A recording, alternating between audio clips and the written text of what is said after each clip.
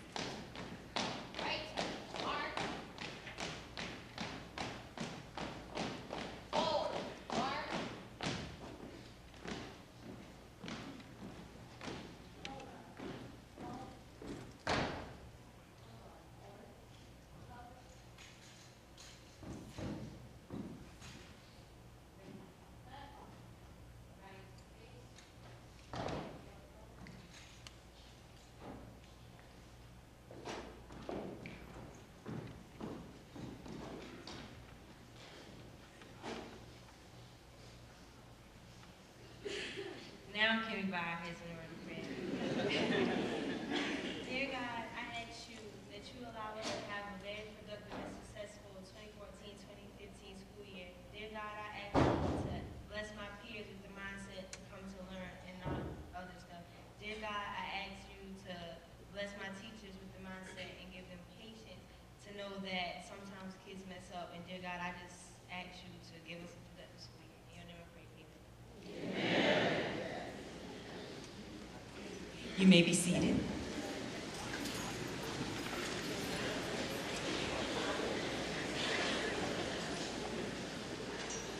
It is a pleasure to have with us today Mayor William Young, who we ask to come before us now to give the welcome address. Mr. Young.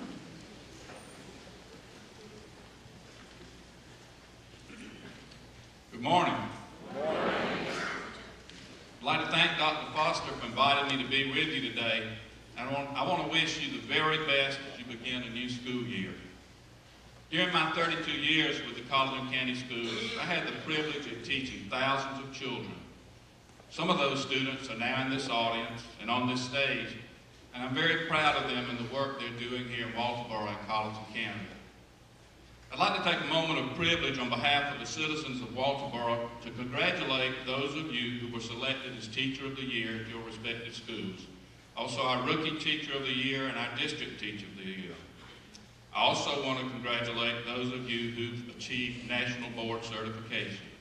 We're grateful that you're here instructing our children. Last week I had the opportunity to speak to our first-year teachers who come to us from all over the country.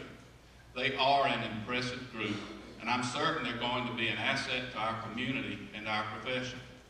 I know that you'll make them feel welcome. It's good for all of us to remember the excitement and anticipation we felt when we first started teaching. I know firsthand the excellent work that's being done in Colleton County classrooms. But it's important to recognize that we live in a time of heightened scrutiny and that you not only represent your schools and your school district, but increasingly you represent the institution of public education as a whole. Faith and confidence in this institution is largely dependent on how we're perceived by those whose tax dollars fund our schools. But remember, your students and their parents carry the message as to what kind of teacher you are and what kind of schools we have. I believe that most people who become teachers do so because they want to make a difference in the lives of their students and ultimately in our world. And I believe that teachers want their own lives to count for something greater than themselves. This year is a new opportunity for you. For some of you, it's the beginning of what will be your life's work. For others, it's a new year with new challenges, new students, and a chance to do things in a different or better way. The great thing about teaching is that things are always changing. It's never dull. Every day is a new adventure. The only thing that's certain is that you'll deal with and manage the unexpected. My wish for you this year is that you'll do whatever it takes to be successful, that you'll always be able to find ways to help your students understand that failure will never be an option for you or your students, and that you'll be happy in your work. Thank you for being teachers. I know you're going to have a great year.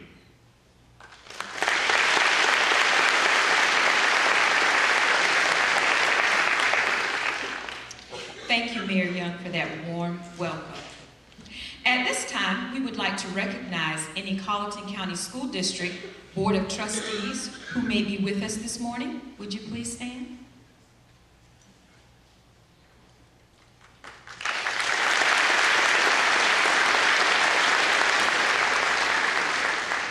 I know we had Mr. Hayes was here and also Mr. Murdoch was here also. Well, we want to thank you for taking time out of your busy schedules to be with us today. Your presence echoes a medley of We Do Care, so thank you again. Now, we will be favored with a musical selection entitled Roar by Katy Perry, which will be performed by members of the Colleton County High School Chorus under the direction of Mrs. Stephanie Drawdy.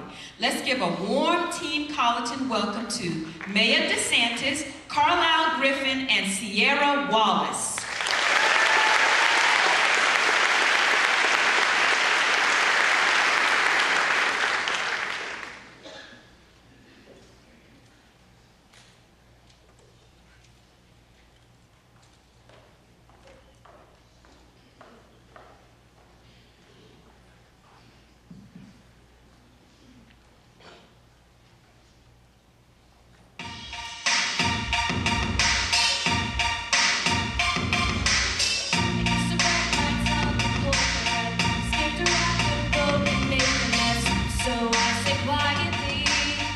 agreed politely. I guess that I forgot I had a choice. I let you push me past my breaking point. I stood for nothing, so I fell for everything. You held me down, but I got up, already pushing off the dust. To hear my voice, to hear that sound, like thunder gonna shake the ground. You held me down, but I got up. Get ready, 'cause I've had enough. I see it all, I see it now. I got the eye of the tiger, fire, dancing through the fire. 'Cause I am a champion, and you're gonna hear me roar louder, louder than a lion. I am a champion, and you're gonna hear me roar.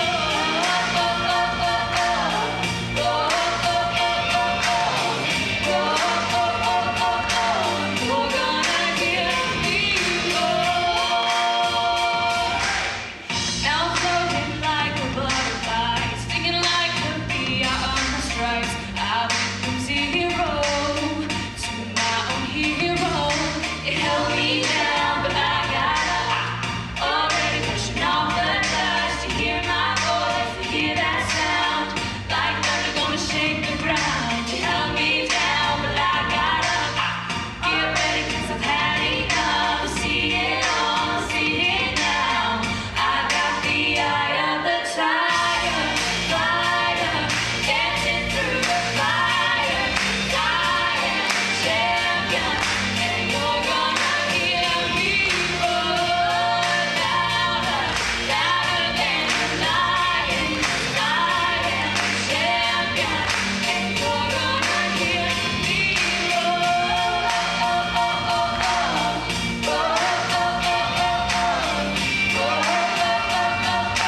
You're gonna hear me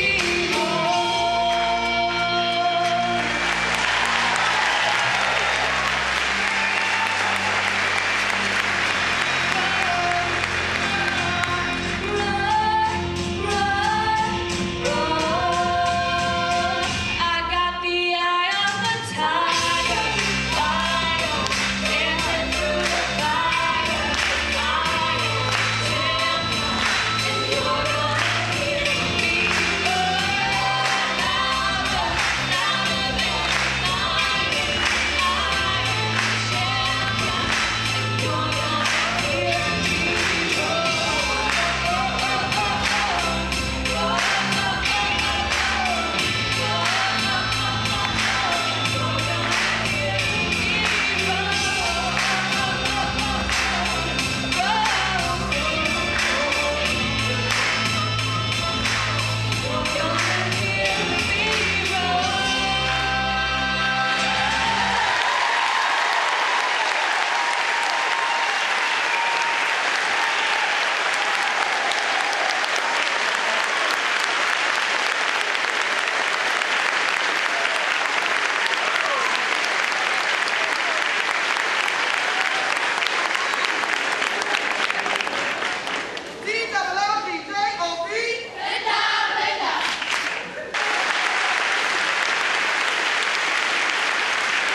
We have celebrities in Colleton County. That was great, ladies. Wonderful job.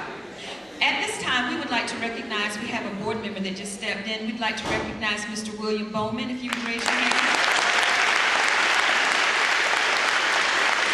Thank you for being with us this morning. Now for the moment we've all waited for, and those ladies have gotten us ready for this. Our time to celebrate, the time to showcase our school spirit. Let us now focus on Jimmy Manigo, a student at Colleton County High School, accompanied by the Band of Blue Drumline and cheerleaders for the roll call of schools.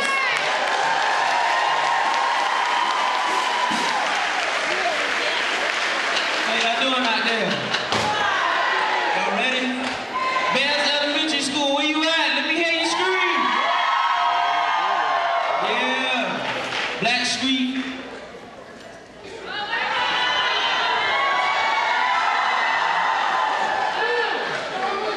Let's get this party started!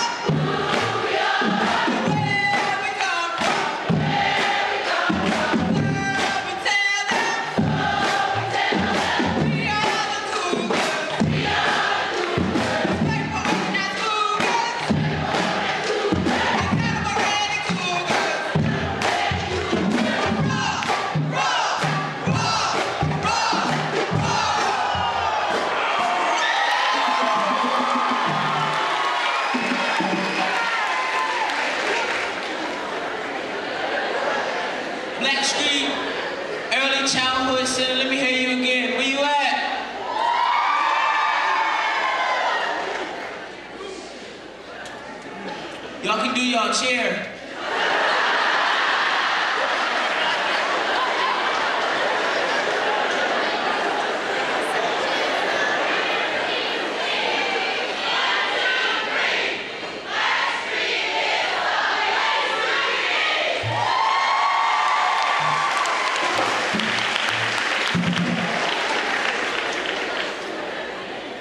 Colleton County Middle School, let me hear you scream.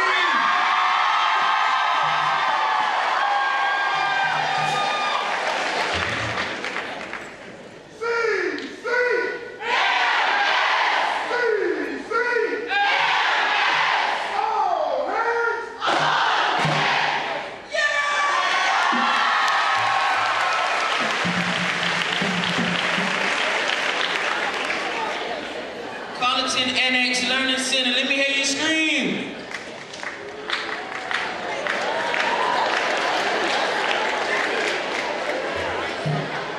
Cottonville Elementary School, where you at?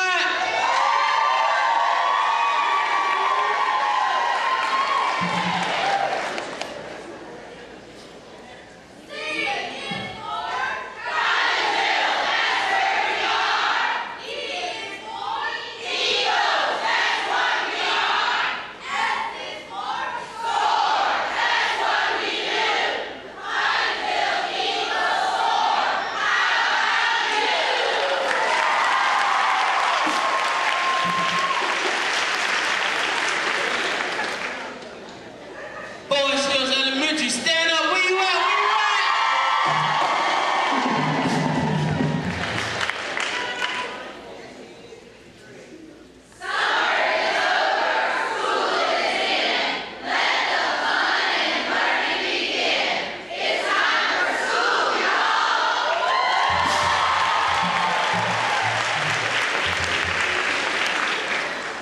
Hendersonville Elementary School, stand up, where you at?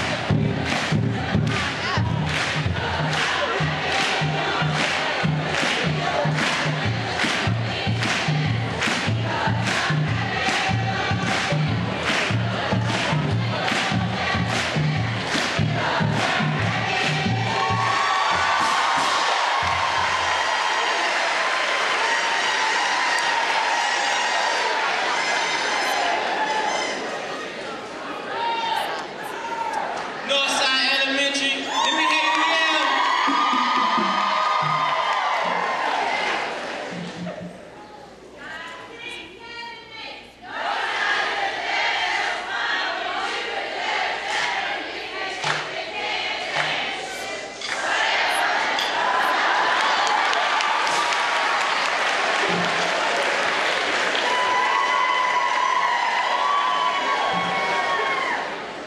TC, let me hear you.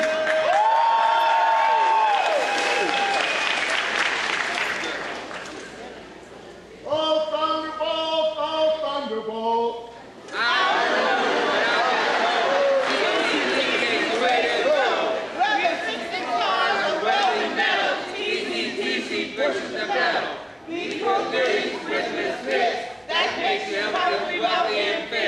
We build houses and stack bricks. Students who really get their kicks. Early childhood education is a part of our rotation.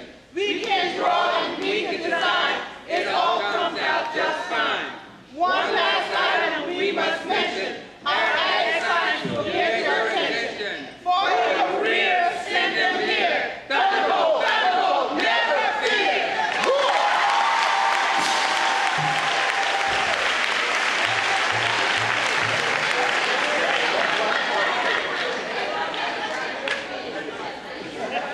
Special services, let me hear you yell.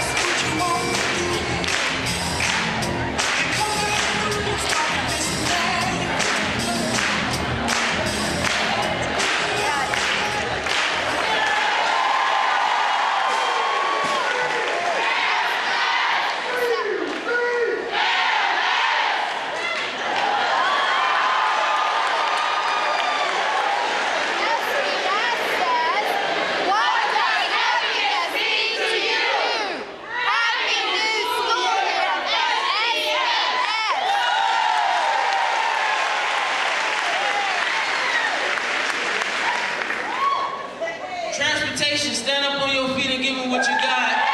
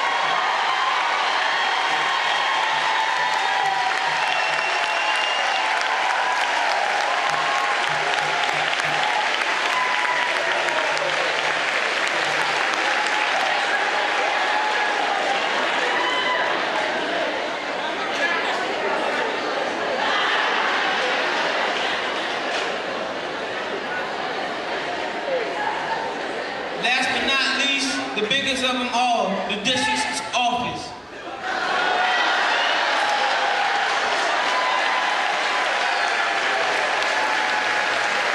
We are small in numbers, but the district office is? Again, the district office is?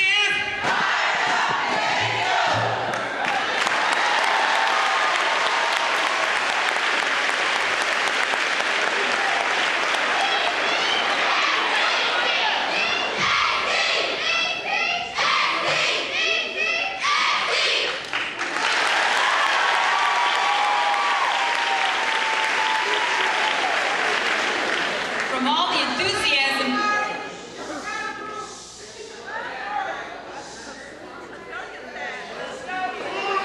Food service. Okay, we thought you were sitting with your schools. But food service, yes. Yes, where you are. Stand up, yes. Food service, give them a round of applause.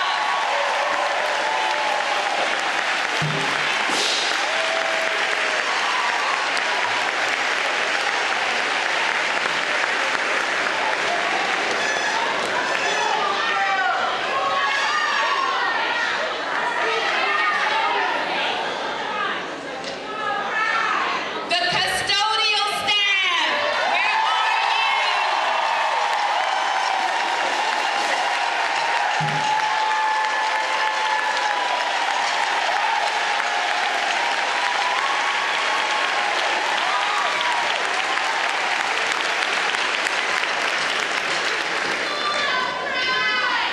School of Pride, where are you?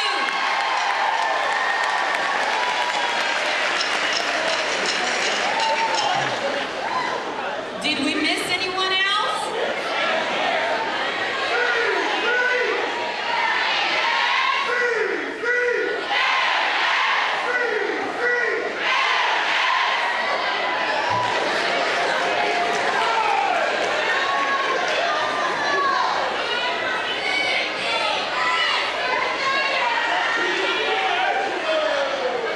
All right.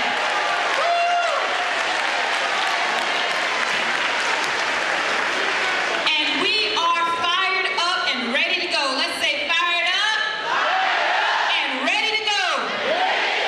Fired up and ready to go. Let's give yourselves another round of applause. Great job. Great job. You've really set the stage. Yes. At this time, we will be favored. We're going to have a special treat now. We're going to be favored with a speech by Aman Raj Mandapalli, and I've actually got that right, a third grade student at Bell's Elementary School. Let's give him a warm Team Colleton welcome as he comes forward. Aman.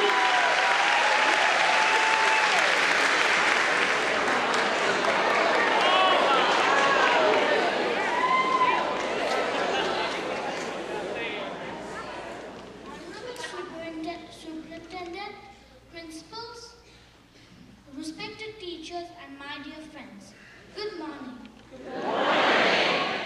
Today, I am standing here to tell you something about one of the most enigmatic personalities of the world, who made the world wonder with awe by proving that simple ways of life can bring about a change in lives of humans.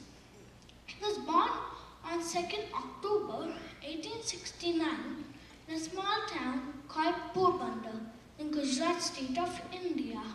His father was Karamchand Gandhi and mother was Putli Bhai.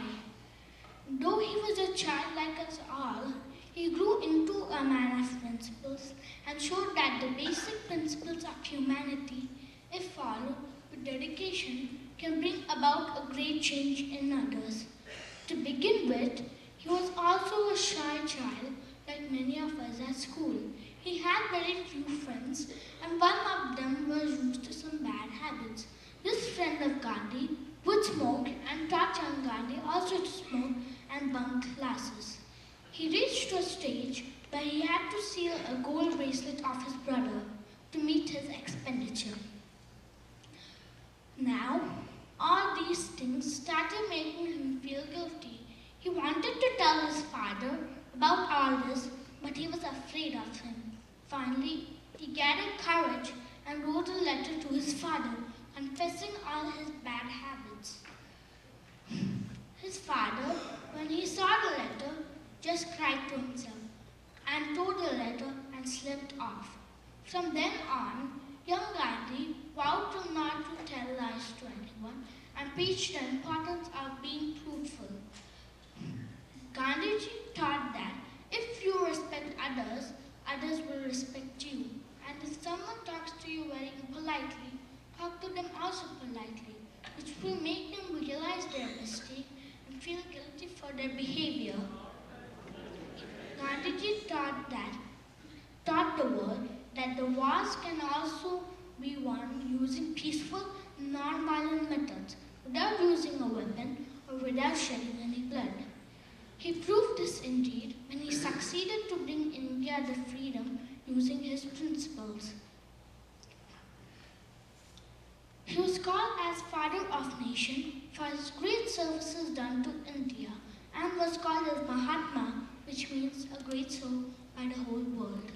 For me, I can proudly say that I belong to a country where Mahatma Gandhi was born. To conclude, I would like to quote this great prophet of truth. You must be the change you wish to see in the world. Thank you.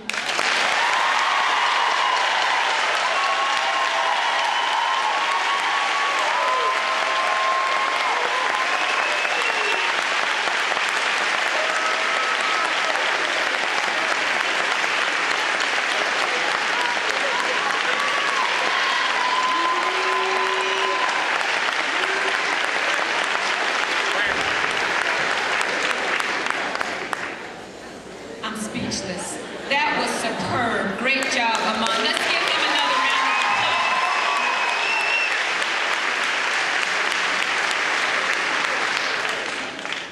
Now, we will be favored with a musical selection by the one and only Band of Blue Drumline under the direction of Mr. Tom Finnegan.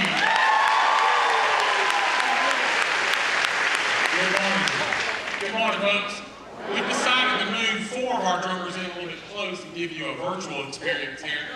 We performed this piece last March at our spring concert, and it went on YouTube viral and had thousands of hits. This morning, I'm very proud to present Band of Blue alumni Michael Gano, senior snare Eric Ferguson, Eunice Miller, senior tenor player, and Josh Craven, junior tenor player, and they present School Pigeon. Enjoy. Kick it off.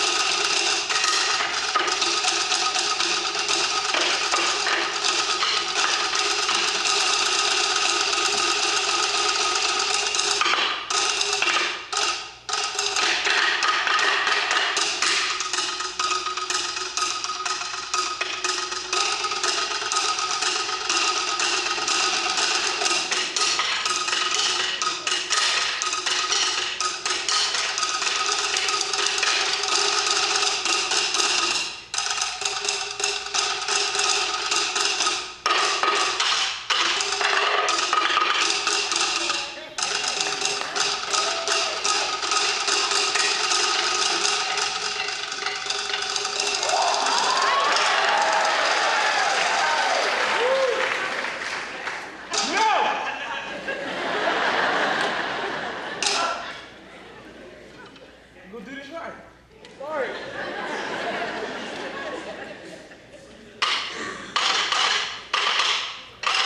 Start.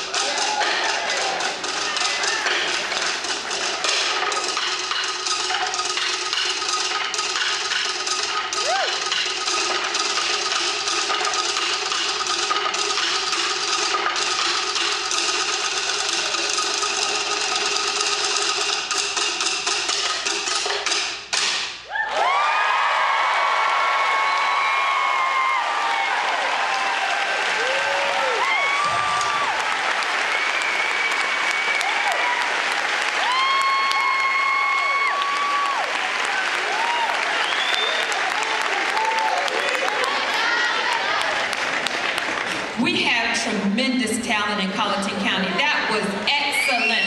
Let's give them another round of applause. Great job, guys. Great job. At this time, Mr. Patrick Thomas, the district's former Teacher of the Year, will come before you to introduce the 2014-15 Rookie Teacher of the Year and the 2014-15 Teacher of the Year. Let's give Mr. Thomas some love as he comes before.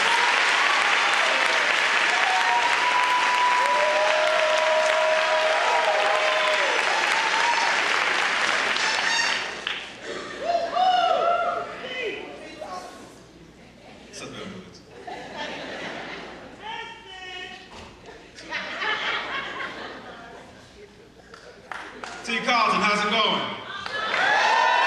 Y'all can do better than that. T. Colleton, how's it going? Yes, yes.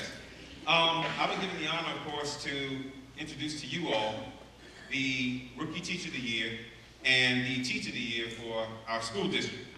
I must say that it's a bit bittersweet being here. I can definitely tell those who are coming forth that this is a great experience that you're about to embark upon. And life-changing. If you do the right things, everything will flow. Okay? So, without further ado, we do have something we need to take care of first, though. We have, as you've probably seen at all your schools, several new people. So if you would, I need to have all new district employees, if they would, rise to your feet, please. Let's give a round of applause, y'all.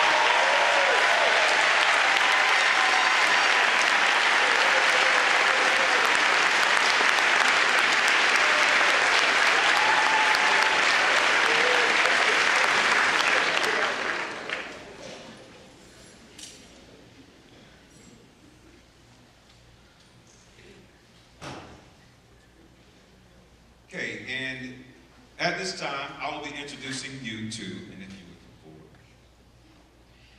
Ms. Caitlin O'Donnell, who is from, and I'm quite sure Principal Baines is about to get it in, CCMS. And she is your Colleton County School District's Rookie Teacher of the Year.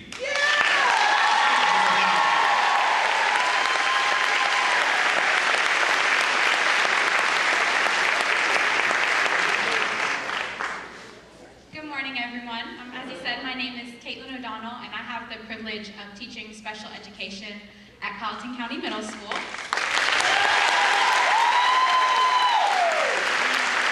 And when I first began thinking about my remarks for today, I found it really hard to believe that it had already been a year since I had been sitting in this auditorium last year, and I was nervously awaiting my first day in the classroom. I was trying to figure out what exactly STEM and PBIS really stood for and what that meant. Trying to figure out how I'd cram in another Walmart run for the first day of school, and trying to remember all the names of coworkers that I'd been introduced to in administration and district employees. I was filled with equal parts excitement and anxiety, and I didn't really come to the classroom the traditional direct way, so I didn't really quite know what to expect come 8 a.m. Monday morning. I naively thought 3 packs of pencils would get me through the whole school year, and that my students would strive to keep my classroom as clean as I had it ready for them on the first day of school. And I just finished constructing a wonderful behavior tracker for my board, but I thought, I'm not gonna need that much. They're gonna wanna behave for me. They wanna be here just as much as I do, right? And while I've been warned that teachers do 12 months of work in 9 months' time, I just thought I would miraculously escape teacher burnout, somehow. Some might call me innocent, some naive, and some others even foolish, but the feeling that I remember most on this day last year was hope. Hope for myself, hope for the school year, and hope for my students, their success, and their futures. And those unknowns of last year have been replaced with the realities gained from a year spent in the classroom, as evidenced by countless dollars spent on pencils, a very well-used behavior tracker, and a cluttered classroom at the end of the year. But I can honestly say that hope, while it has been challenged many times, it has not diminished. We have hope for our children, even when we end the day spinning around in circles in our desk chairs, wondering how we can go another day telling that student to put away the rubber band, target gun, or tucking in their shirts. We have hope for our kids' success, even when we spend recess hunting down missing homework or monitoring kids standing on the wall at the middle school. And we have hope for our kids' futures, even when all the odds seem to be stacked against them, and even they maybe can't see the light at the end of the tunnel. Because it's our job to help them see that light and help them step into it. So as we start off another school year, I encourage everyone to think back to your own first year in the classroom, whether you're still a baby teacher like me or counting down the years and months until retirement. I want you to think back to what first drew you to the profession, those initial joys, the surprises, the challenges, and the hope that defines what we do, and cling to it. Because amidst all of the lesson planning, assessments, parent communication, behavior management, all of that, that's what our students are going to remember at the end of the day, the hope and the love that we share with them every single day when they step into our rooms. So I wish everyone a wonderful and successful school year. Thank you.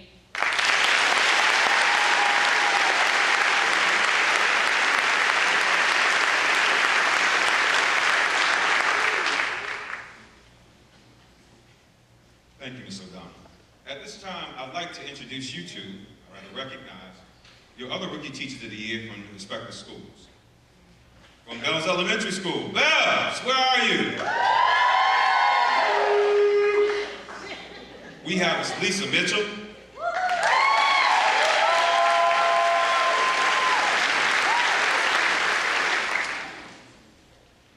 From Colleton County Middle School, of course, we have Ms. Caitlin O'Donnell.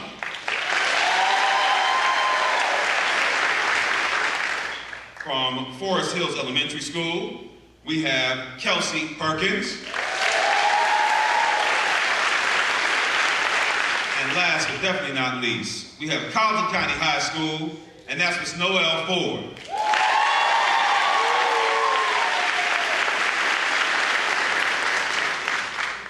Okay, I'd also at this time like to recognize the other teachers of the year from their respective schools. From Bells Elementary School, we have Ms. Amy Cook.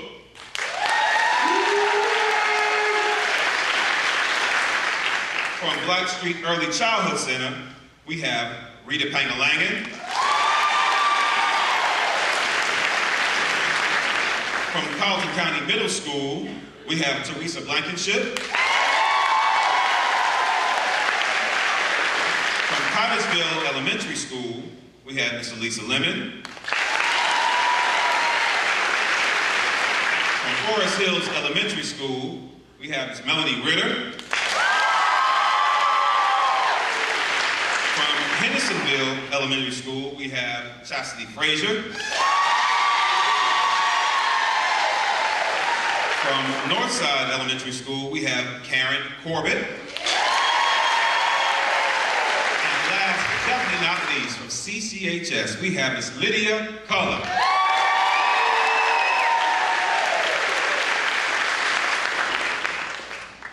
Now, some of you may have been at the ceremony and said, well, we have one particular person as the teacher of the year. Well, some things changed.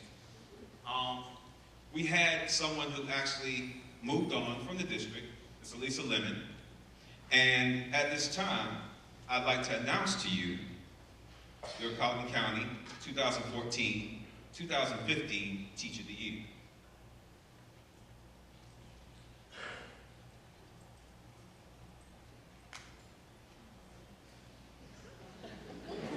Yeah, I know, right?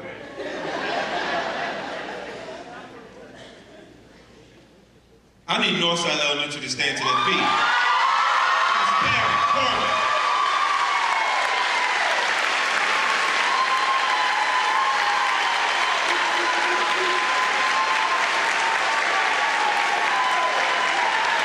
Miss Corbin, if you would come down, please.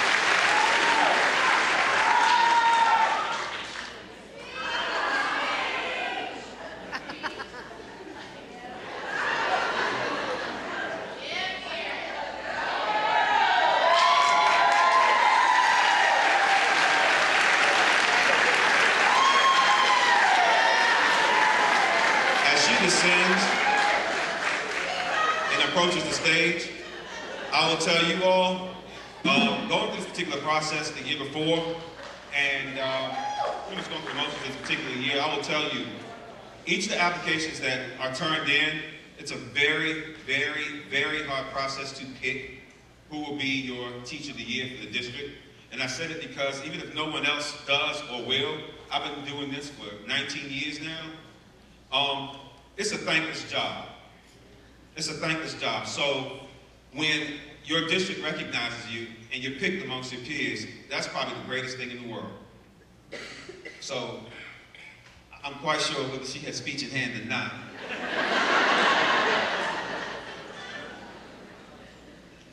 Which I'm doubting so.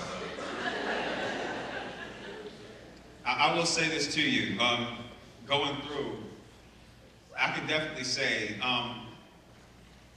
she's extremely passionate about what she does. It's extremely evident via her application, which is both, and I will tell you, the written portion is one thing, but you all, that video, people always complain about the portfolio. No, the video. I took a bath on myself. I was wet with sweat. I was just like, mind you, you have to record it yourself, and you're standing right there, so no one's really doing it for you. But I was saying to myself, I stand in front of these people, and I'm speaking here, and I'm doing this and doing that, and I'm trying to speak in front of myself. I'm dying up here. So, yeah, it's really, really difficult. So, at this time, I'm quite sure she has a few words.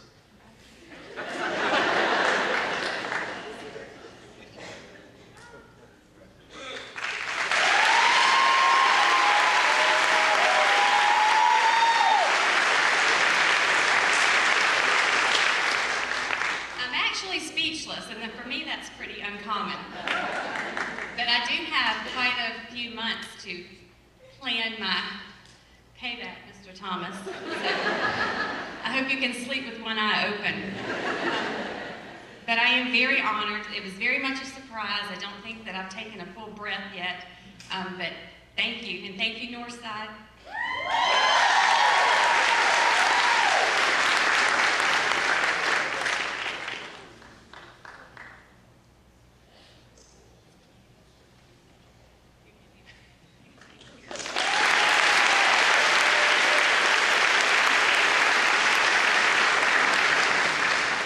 Congratulations again to our Teacher of the Year and Rookie Teacher of the Year for this prestigious honor.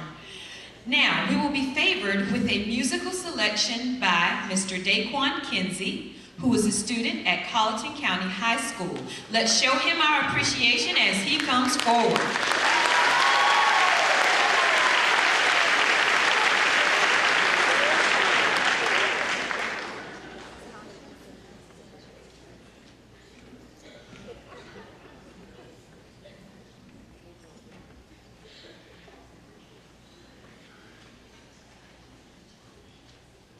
It feels so good to make it this far, and I didn't think I can take it so long. There were days I wanted to quit, but I said, surely this is it. So I held on, and I watched that so-called friends turned and walked away. It hurt so much I didn't have words to say. But even when my days turned to night and nothing seemed just right, Lord, I want to thank you for my life, for my life. Lord, I thank you for every victory in you I've seen. In all the moments I know it was you who kept me. So Lord, I thank you for my life. And I watched as you take my family from there to here. And when times were a little rough, God, I know you were near. In moments I thought I failed, I was reminded of your nails. So I held on. And if I never live to see another day, there is nothing I would change or take away. I've had so many ups that they far outweigh my downs. So Lord, I thank you for my life, for my life. Lord, I thank you for every victory in you I've seen. In all the moments I know it was you who kept me. So Lord, I thank you for my life. I realized some didn't make it. I could have been one of the ones who lost my way. And see your face one day, God, I know it's gonna be worth it. So Lord, I thank you for my life. It may not be all that I hope for, and every dream has not yet been realized, but to see your face one day, God, I know it's gonna be worth it. So Lord, I thank you for my life.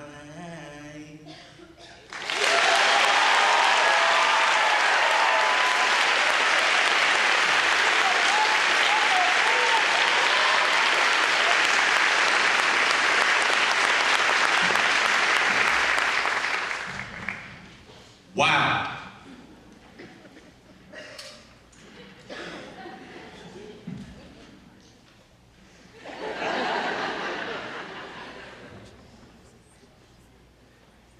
I'll fix that.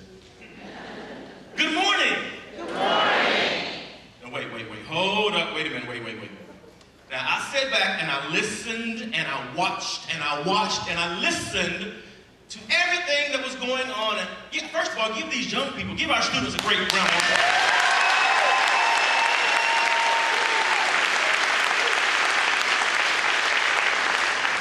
Cheerleaders, I have to ask one question. Why didn't you throw any shirts up here? I didn't get a shirt. I'm not from Walterboro. I mean, I asked Dr. Foster for a shirt, but I didn't get one. And there we go, right? Before I get started, I'm an energetic person. I'm very shy, very laid back, but I love energy. And there's a lot of energy in this room. So just for me, to help me get through this speech, because oftentimes speakers, we have canned speeches and we can get up and we can talk like the back of my hand, we can talk and it just sounds so good, but I don't have a canned speech this morning.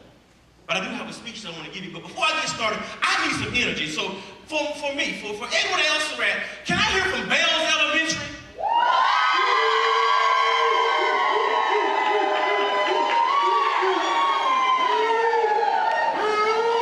Okay, all right, that's enough. How about Black Street, early childhood? Where are you, Black Street? Elementary. That's what I'm talking about. How about Forest Hills? Hendersonville. Northside. Collegeville. How about Colleton Middle School?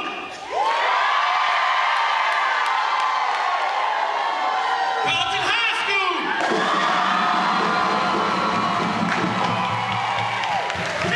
TC. Wait a minute.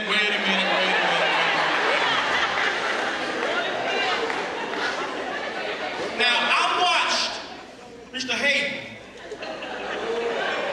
with every beat of the drum, with every piece of music. Mr. Hayden was moving. I got this. That's right. I got this. And I called out TC, and y'all go, yeah. Now, if your leader is that energetic, and like I said, he was moving, I was watching. I got to hear from TC. Let's try this again. TC. That's what I'm talking about. Special services. And Lord have mercy. Talisa Stevens and the transportation folks, where are you?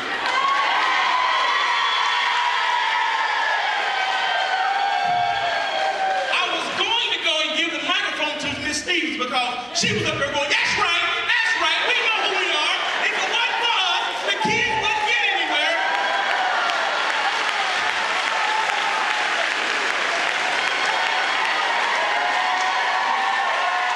What I tell you? And food service, where's food service?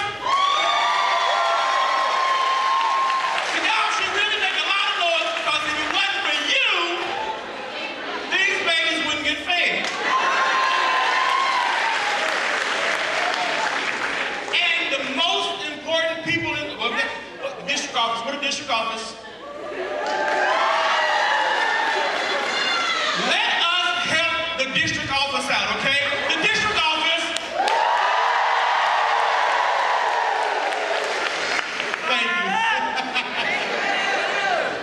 Thank you. Thank you. Adult ed, where's adult ed now? Adult ed. All right. The alternative school, where are you at? Where are you? That's what I'm talking about.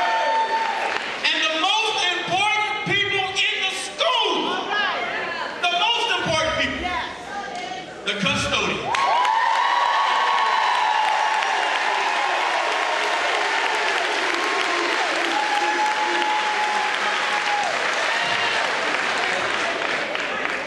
I really want to thank Dr. Foster for allowing me to be here this morning, for contacting me. And I don't know what I'm going to say. I'm kind of laid back and not full of energy. So, you know, I was in Walterboro last night. I'm going to get to my speech, but I was just riding around in this wonderful town last night, looking for a place to eat.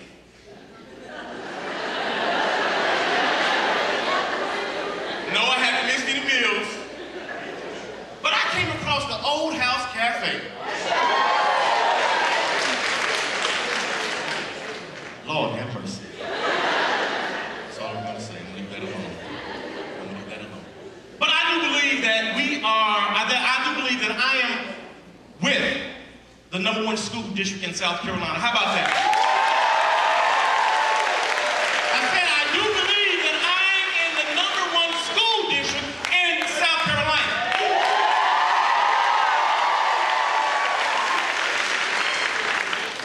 That doesn't sound too convincing. Let's try something right fast.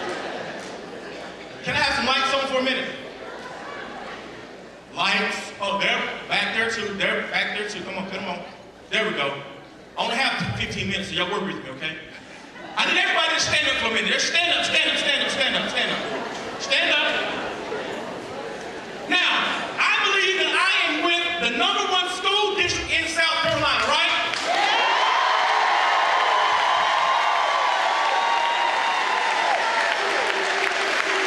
So, with that being said, I need everybody to put their hand in the air like this. Put their hand in the air. Just one hand. There you go. Right hand, left hand, doesn't matter. One hand in the air. Make a circle with your hand. Look at that circle. That's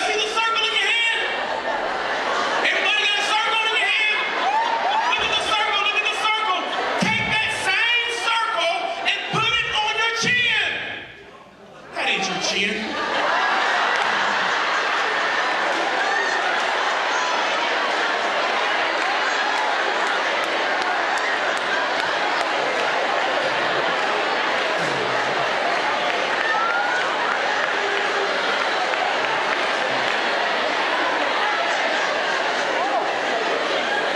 Please come to life right now, please. Students, this is your jaw. This is your chin. Jaw, chin. Jaw, chin. Lord have mercy. Y'all teaching the kids. But it is good to be here with you this morning. I have heard some phenomenal stories. A young man, Amon, and the Power did a phenomenal job. Man, everyone has done a phenomenal job. Everyone has done a phenomenal job. So as I was preparing for this speech, as I was talking to Dr. Foster, by the way, let's give Dr. Foster a hand.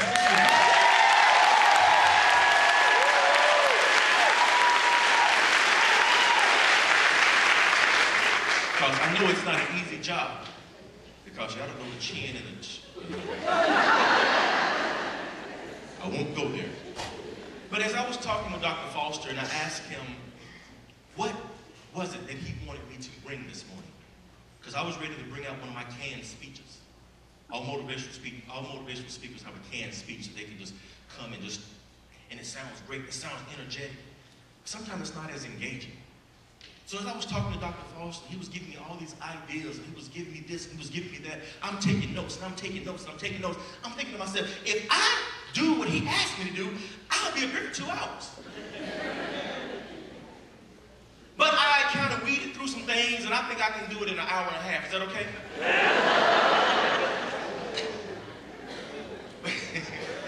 But I just want to share with you this morning a simple message that's going to take just a couple minutes. Only a minute.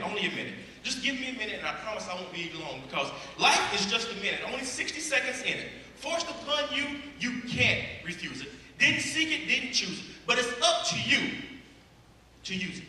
You must suffer if you lose it, give an account if you abuse it. Just a tiny minute.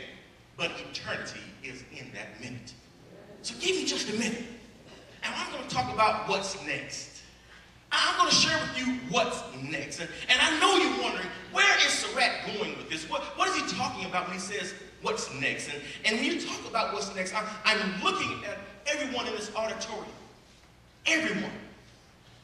And when I look out, I see nothing but teachers. I see nothing but teachers in this auditorium. Yes, that's right. Everyone in here is a teacher. I'm talking about even Amon is a teacher. Even Daquan Kinsey is a teacher.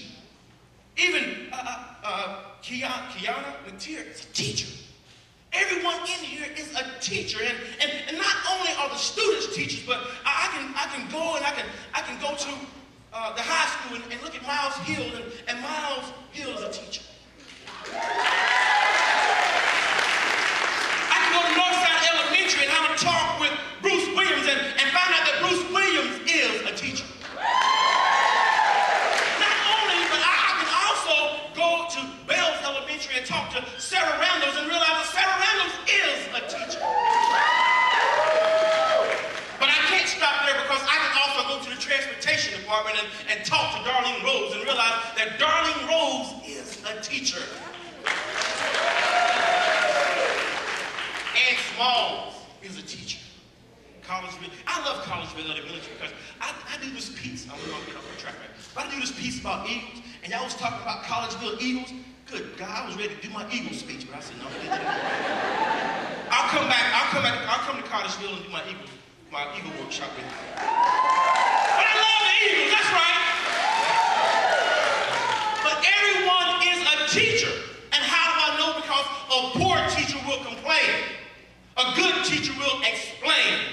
An excellent teacher will demonstrate. But a great teacher inspires.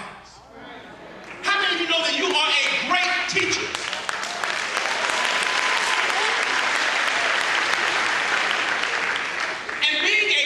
teacher allows you to have greatness on the inside of you that's waiting to come out. You see, oftentimes when you have that greatness on the inside of you, it can't come out because you're worried about what happened last year. This is a brand new year. A brand new year. So I have to ask the question of what's next? What's next? You see, after speaking with Dr. Foster, I came to the conclusion that I have to share with you a simple speech that asks the question of what's next. You see, everyone is doing great work. Everyone is doing great work, inspiring. Were you not inspired this morning?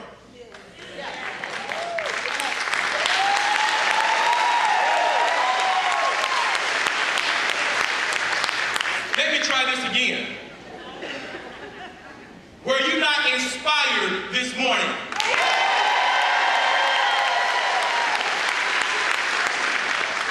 Anytime you get a group together and you have different personalities and different this, that, and the other, but everybody's on the same page.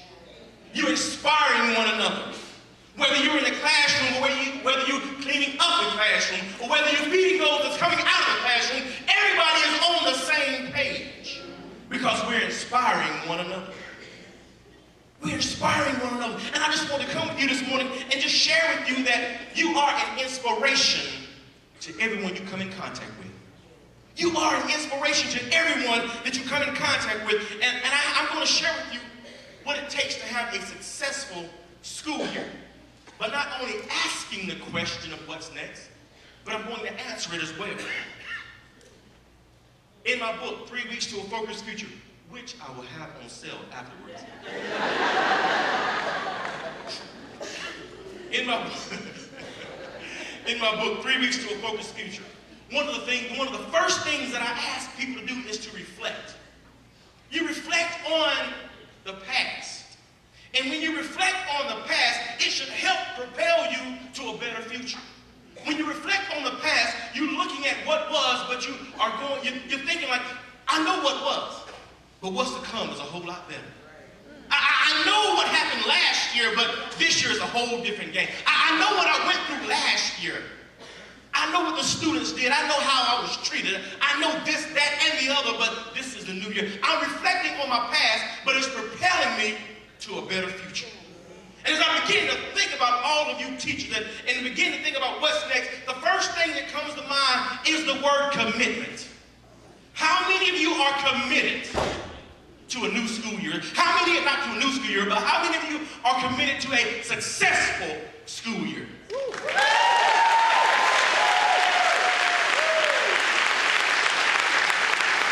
Commitment can be defined as obligation or engaging oneself. And as I was thinking about being committed, y'all didn't catch that, did you? I was thinking about being committed. I was thinking about my commitment to you, but I was thinking about your commitment to one another. And as you prepare for what's next, you will have to reflect on what was and decide that what was is in the past. And now you're faced with what's next. And your commitment must be stronger than it's ever been. You should be engaging and inspiring everyone you come in contact with. I mean, everyone you come in contact with. You should have a smile on your face every day. Now, I know every day is not going to be a bed of roses. I understand that. But when you have a commitment level that says, I'm going to inspire everyone that I come in contact with, I'm going to have a smile on my face. You see, when you understand what's next, your next is a commitment that makes a difference in Colleton County schools. Your next is what makes a difference in Colleton County schools. And see, I understand what commitment means. I understand it. I know it firsthand because I speak all over the country and I'm here and I'm there. And I was at a conference one time and I was speaking to about 1,500 youth, and there was one youth in the back and he just stood back in the back like this right here the whole time. Have y'all seen that student before?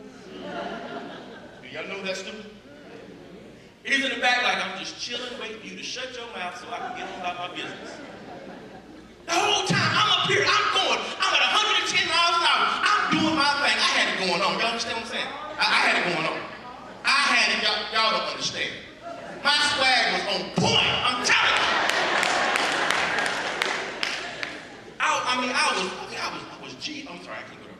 Anyway, my swag was on point, I'm doing good, but this one student was in the back like this the whole time, like, will he just shut up? I'm giving it my best. Talisa, I was giving it my best. This student looked at me like I had lost my mind. How many of you ever had somebody like that in your classroom? Y'all keep looking straight ahead, keep looking straight ahead. But I can tell you this, after I got through, I'm trying to figure out why in the world did this student not engage? Why wasn't he aware of what I was saying? Why didn't he give me any feedback? And I couldn't help but afterwards I had to go to him and I was like, young man, how you doing? My name is Edward Surratt, and I was noticing you back in the back, and is everything all right? He looked at me like, yeah, everything's all right. I'm like, are you sure, man? Hey, I'm just noticing you weren't engaging, you weren't speaking back. He looked at me and he was like, I've heard it all before. I'm like, what? He said, every year, speakers come in here. They get everybody hyped up. And they leave. And we don't see them again until next year, maybe. And he said, you just like the rest of them. I thought about my commitment level.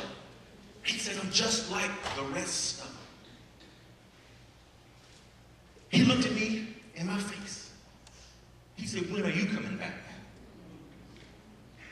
Crushed my heart because I knew my schedule was kind of crazy for the next year. I knew my schedule was, I couldn't make it back. And I dropped my hand going like, wow. And it left me speechless. I said, man, if I could make it back, he said, just like the rest of them. I said, but, he said, just like the rest of them. He walked away. I went and talked with this teacher and I said, what's up with my man right here? So she gave me his background and told me some things about him and I'm going like, wow. But I noticed he was in the corner. He was over there texting or using his phone. And I was like, I asked the teacher, I said, do you mind if I go and just ask him for his number so I can just keep in contact with him? I go. I talked to him. I said, do you mind if I get your number? I said, I'm going to stay in contact with you. He said, just like the rest of them. I said, no, I'm going to keep my word. He said, just like the rest of them. He gave me his number, and I made it a promise. Before I got in my car, I texted him. I said, man, great meeting you today. He didn't respond back, but I wasn't giving up. By the time I got home, I texted him and said, man, I hope you enjoyed. I hope you had a great day. Didn't text me back. The next couple of days, I'm texting him every day, letting him know just how great of a student that I know he is. He still didn't respond back. I did not give up because why? My commitment level was at an all-time high. Finally, after about a week of daily texting, he responds back. He says, man, I'm all right. I said, good deal. I text him again, how was your school day? He said, you're serious, aren't you? I text back, yes, I am. I text him every day after school, asking him, how was his day at school? Asking him, was anything wrong? Asking him, was anybody messing with him? Asking him all kinds of questions, just letting him know that I was committed, letting him know that I cared, letting him know that he has greatness on the inside of him, and don't let anyone take that from him. Just like these students. You have greatness on the inside of you. Don't let anybody steal that greatness from you. Don't let anybody tell you that you can't. Don't let anybody tell you that you shouldn't. Don't let anybody tell you that you're too tall, you're too short, you're too fat, you're too skinny. You let them know that I have greatness on the inside of me and nobody can take it from me.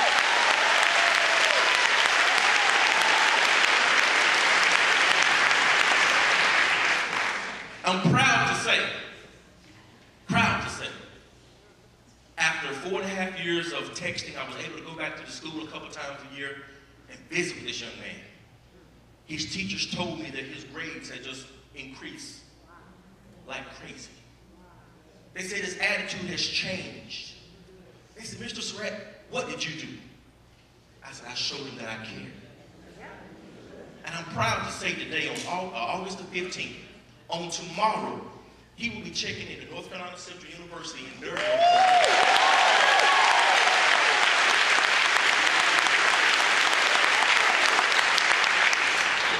On a full academic scholarship.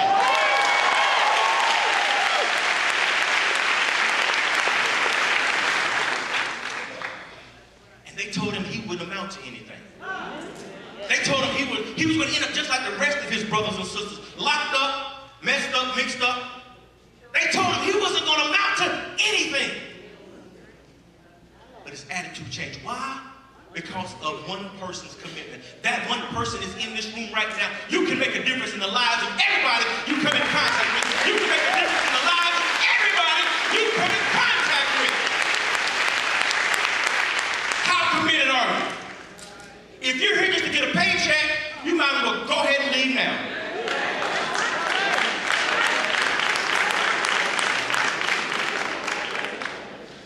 So what's next? What's next? I told you, you have to have a commitment level that's up to here. But not only that, there has to be passion.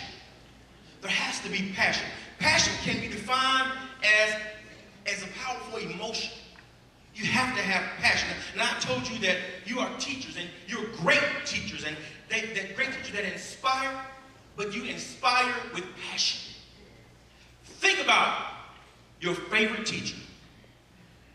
Think about your favorite teacher that you've had, whether it was in elementary, middle school, high school. I'm from the old school. Whether it was in elementary, junior high, high school, or college. Think about your favorite teacher. I can tell you mine, 5th grade, Miss Jean Skybo. There's something about Miss Jean Skybo, she just kept it real. She kept it 100, I'm telling you. Okay. Do y'all know teachers that keep it 100? Yes. This means yes, that means no. Do you know teachers that keep it 100? Miss Skybo kept it 100 with me the whole year I was in the 5th grade. She stayed on me. She said, there's something about you. I don't know what it is, but there's something about you. She said, you got some problems, but there's something about you. Miss Skybo said, Saran, you talk way too much. Your attitude is just, I don't understand you, but there's something about you. Now look at this. My teacher in the 5th grade told me I talk too much. And now I get paid to speak.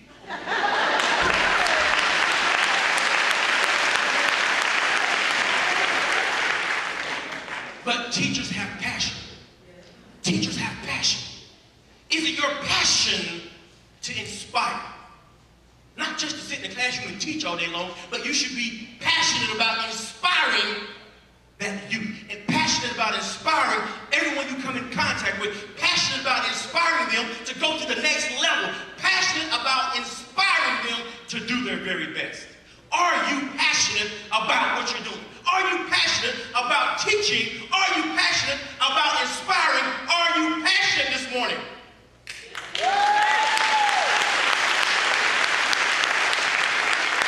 You see, I realized something by talking with Dr. Foster. Good isn't good enough for Colleton County School District. No, it isn't. Oh, so y'all didn't hear me, y'all didn't hear me.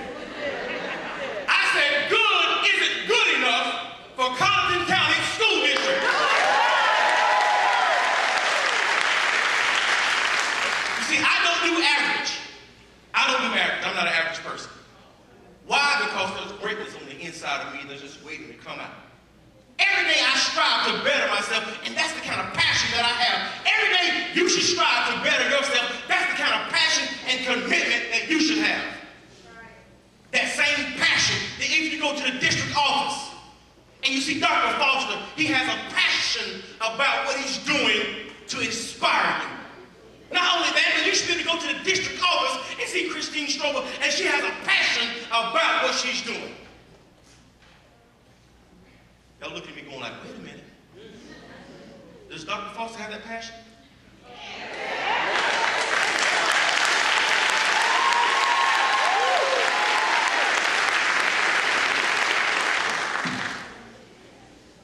I was in my favorite store last night. Walmart.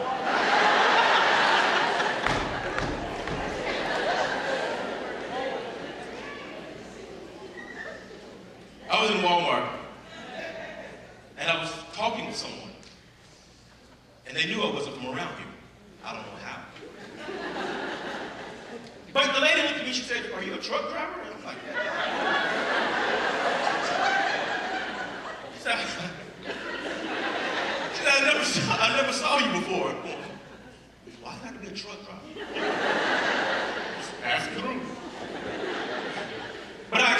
her what I was doing here last night and was talking about what was going to take place this morning. And this young lady whom I didn't know, who didn't know me, and I'm telling Dr. Foster this because this young lady said her son goes to one of the elementary schools. I can't remember what she said. I think she said Northside, but I don't know. Northside! Okay, maybe it was Cottageville. I didn't know. Maybe it was Hendersonville. I don't know. Hendersonville, that's who it was. That's who it was.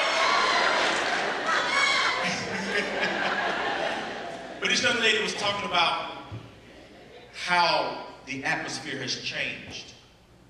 And I'm not talking negative about anyone who came before Dr. Foster. I'm not doing that at all. But she said the atmosphere has changed since Dr. Foster has been the interim superintendent. So I just want to share that with you.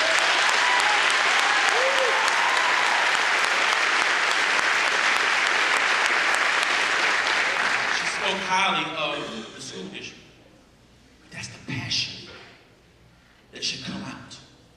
That's the passion that each and every one of you has. I should be able to go to the middle school and talk to Denise Wright and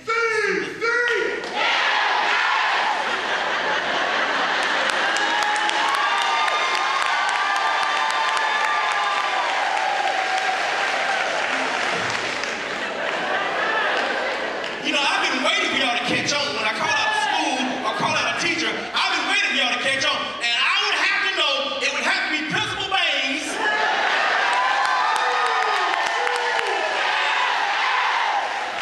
Say it again.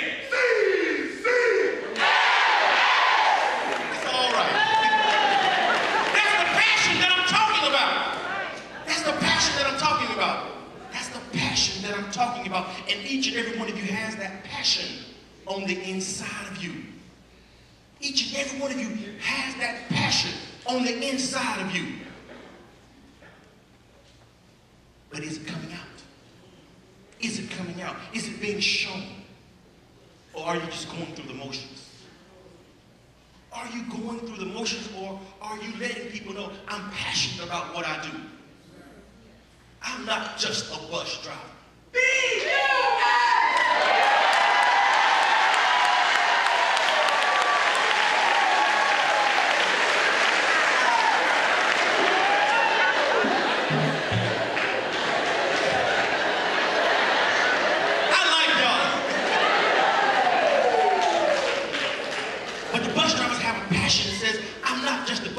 But I'm transporting the most precious commodity there is.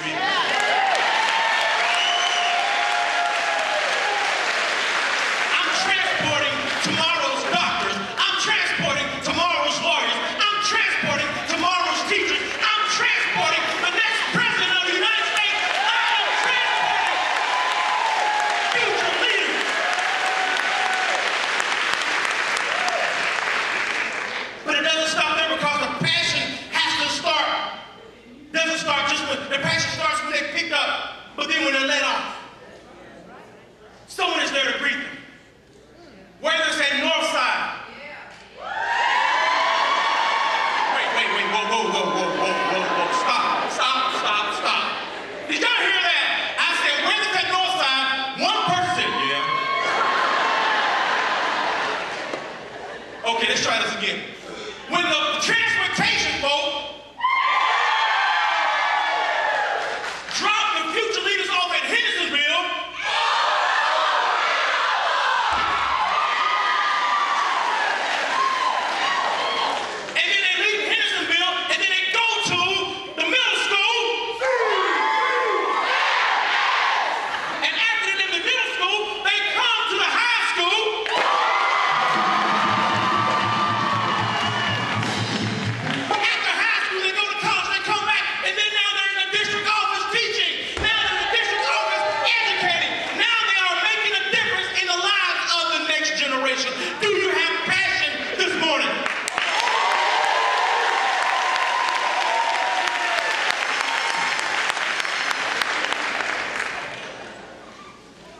your commitment and your passion will allow for a successful school year. In my book, I use a lot of sport analogies.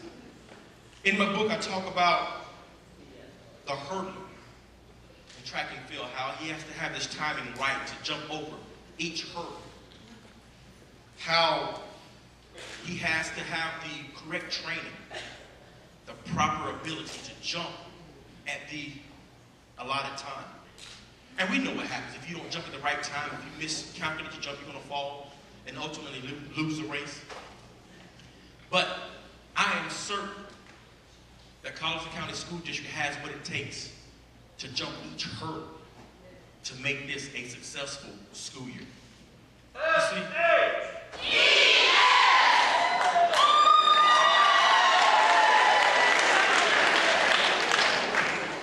Say that again.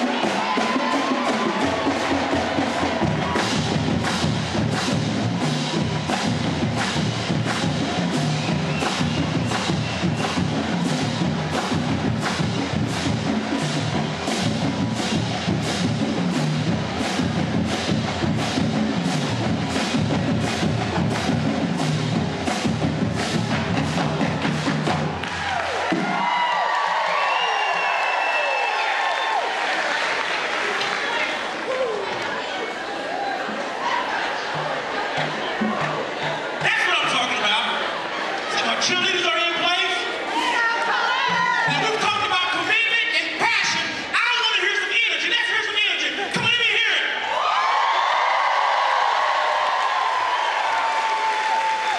Are you ready for a brand new school year? Are you ready for a successful school year? Do you have what it takes to make it happen?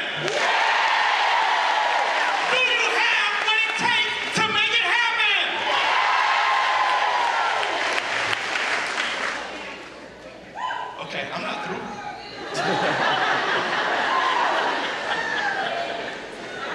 I got one more. We got commitment, we got passion. And then we're going to talk about my favorite thing. Okay, cheerleaders, what are y'all doing? I'm just saying. They're fine. I'm going to take your word for it. Because I might be here for another 30, 45, hour and a half. Mr. Hayden, you all right, sir? I'm good. That's what I'm talking about. So, Lisa! Miss Stevens, you all right? Principal Baines!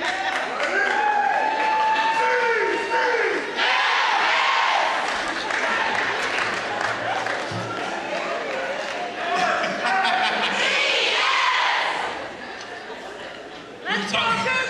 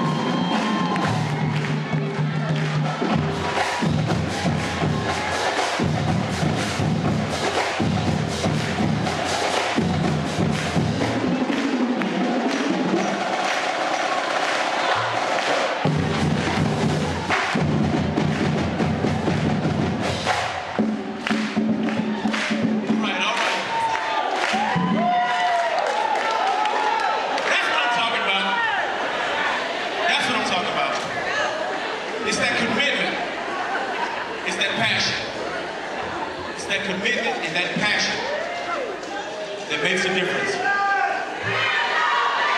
Okay, wait, hold on. They're really gonna push me to an hour and a half function. Let me ask you a question before I get back. Did y'all expect this morning?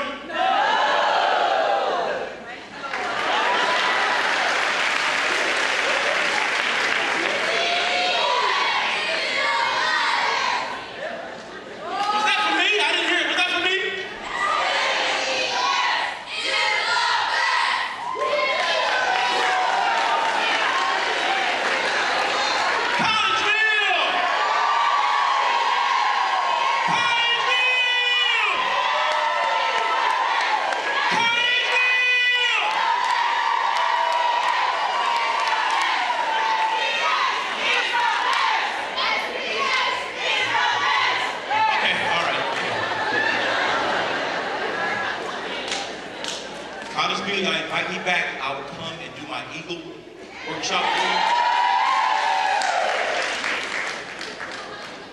you. If it's okay with the district. But we talked about commitment and we talked about passion. And I told you how a hurdler, when he's in an event, he has the time to jump just right. You see, your passion should be able to leap hurdles. And when you're able to leap hurdles, you will produce a Colleton Tisdale. You will produce an Amon. You will produce a Daquan. You will produce these young people. But not only that, not only do you got to have commitment and passion, but one thing that I love to talk about when I talk about what's next, you have to have the right attitude. You have to have the right attitude.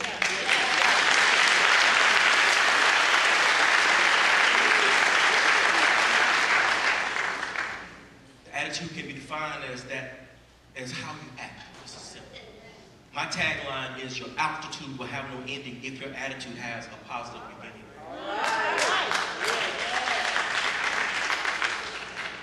It's in my book too.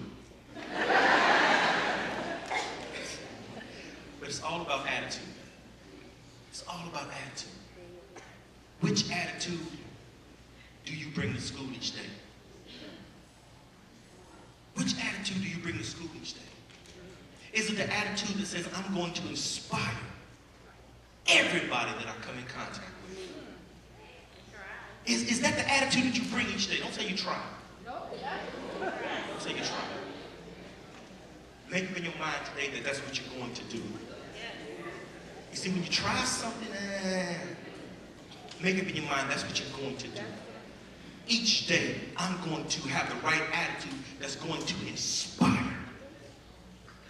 I'm going to have the right attitude that's going to inspire. I'm going to have the right attitude that's going to inspire. Why? Because I'm a great teacher. I'm a great teacher. And again, I told you, teachers are not just in the classroom. Teachers are in that serving line. Y'all don't look at me like that. Teachers are behind the bus, driving on those cold, snowy days, waiting for Dr. Foster to call off school.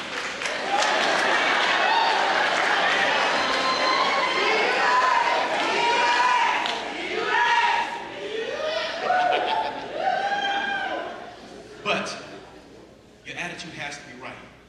Attitude is that little thing that makes a big difference. Sometimes your attitude will make you scratch your head and ask, why did I become a teacher? And keep looking straight ahead. Attitude is so important that I bet there are some that you're going to have to make a major adjustment before August the 18th. I'm just keeping it real. That's when school starts on, right? Yeah, it's Monday. So y'all got the weekend to get your attitude right.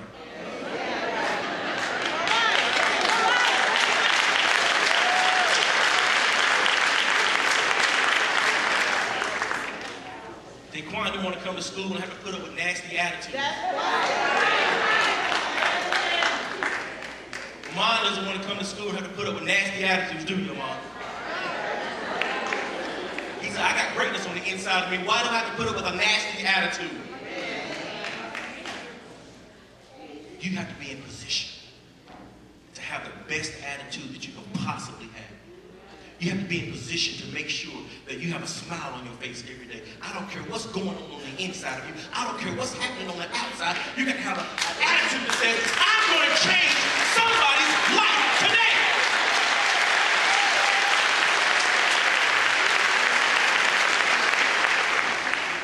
Young people, I want you, you're going to have the right attitude because there's greatness in your future.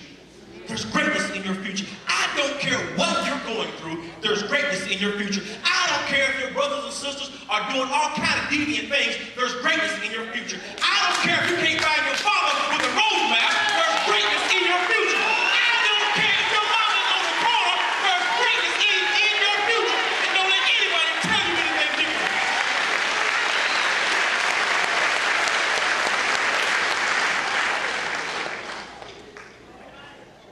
There's greatness in each and every one of your future. There's greatness in your future, but it starts with the right attitude. It starts with the right attitude. Focusing on inspiring each other, focusing on inspiring everybody you come in contact with. What's next? Your next should be an afterthought because you become so focused on inspiring everyone that even when your obstacles arise, your timing is so perfect that you're able to leap at the right time. And I'm looking at a lot of hurdlers in here that even when obstacles arise, you're leaping at the right time. I'm looking at a lot of people in here that says, you know what, I had some obstacles last year, but I made it. I had some obstacles last year, and because my obstacles came, I was able to leap at the right time. And a hurdler, when he's running, his leap must be timed right, but he can't miss a stride. So I'm looking at greatness all in this room, and I'm realizing that each and every one of you have been able to jump over the hurdles.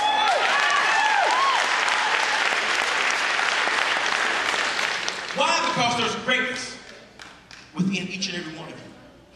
There's the commitment, there's the passion, and there's the attitude. Which attitude did you bring today? Which attitude did you bring today? You have to have that right attitude to be able to jump your hurdles with ease. You have to have the right attitude to be able to time it just right. And I'm looking at greatness in this room. I'm looking at greatness in this room. I'm looking at greatness in, I'm looking. Can I hear some greatness? Can I hear some greatness? Can I hear some greatness? Can I hear some greatness? Can I hear some greatness? Can I hear some greatness?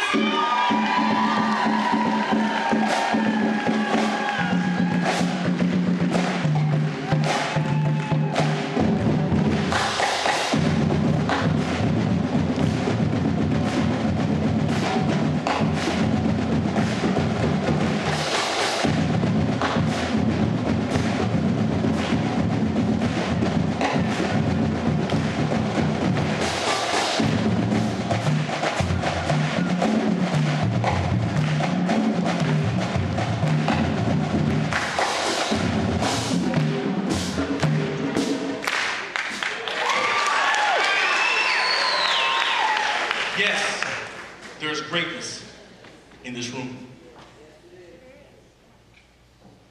I don't have to worry about going down to Black Street, early childhood, beating with Black Street, because I know that Barbara Colleton.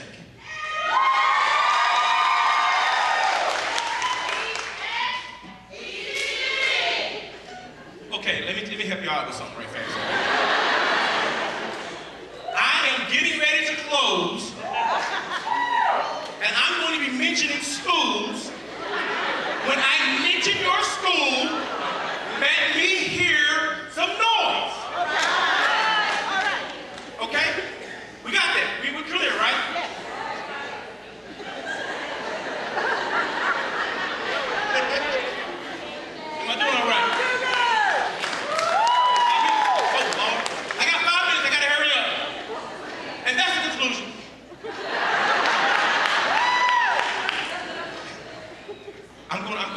forget that. I'm going to skip through something, okay? There's greatness on the inside of each and every one of you. With each school that's represented here, the district office, with each person that's represented here, there's greatness on the inside of you. I don't have time to go through every principle because I got 5 minutes left, so I want you to understand, this new school year is going to be the most successful school year that you've ever had. Why? Because there's greatness on the inside of each and every one of you. And there is nothing that you have to fear on this school year. There's nothing you have to fear. Fear is nothing but false evidence appearing real. There's nothing for you to be afraid of. You are going to have a successful school year, and I keep letting you know there's greatness on the inside of you that's waiting to come out. There's nothing to fear. You're as good as the best and strong as the body is too, where you can pass any battle or test, for there's no one just like you. There's only one you in the world today, so nobody else you see can do your work in justified way. You're the only you to be. There's only one you where you can and you will, where you're the invincible you. So set your foot on the highest hill. Colleton County School District, there's nothing you cannot do. Thank you.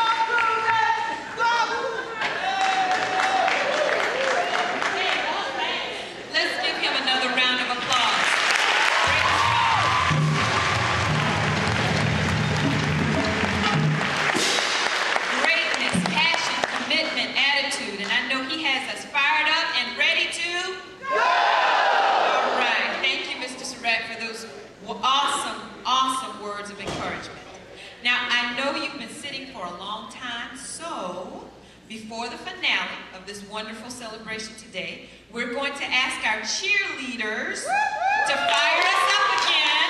Let us now focus on our cheerleaders from Colleton County Middle and Colleton County High School.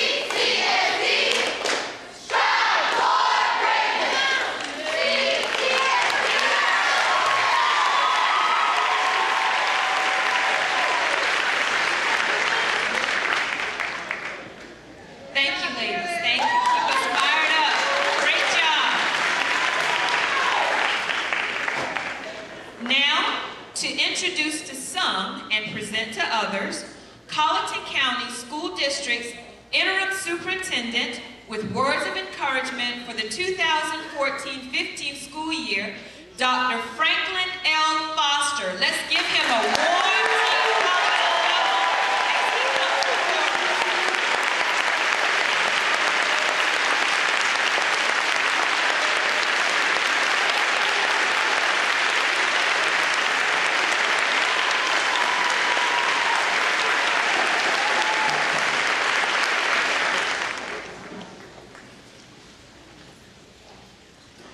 Wow.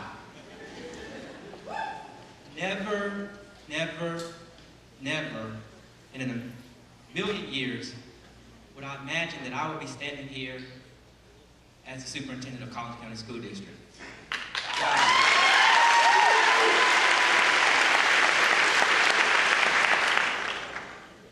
promise I won't be before you long. I've always learned from my pastor that you just get up, you make your statements, and you have a seat. And I'm going to do that so that we can move on with things that are most important for the day, and that's getting ready for Monday. Because I think Mr. Surratt gave us a huge task if our attitude is not ready for Monday, right? Yes. The first thing I would like to say is please join me in one more time celebrating our wonderful Colleton County boys and girls for their contribution to our organization.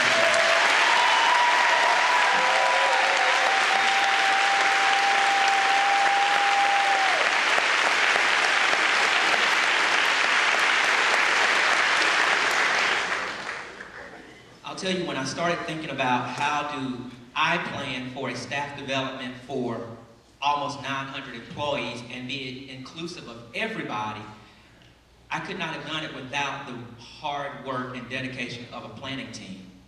And my planning team actually was my action team, because I just sat there and I said, this is what I would like to see happen, and here it is today. So I would like to personally thank Denise Wright from Colleton County Middle School. I always call Denise, she's a community advocate. She knows everything, anybody in the community. I'll call and ask her a question. She was doing some substitute interviews with me recently. Well, I guess last year. We haven't done any this year. Last year. And she just has that pulse on the community, which I think helps in a lot of avenues, and I appreciate Denise. Of course, I want to thank my office staff, Sherelle Middleton.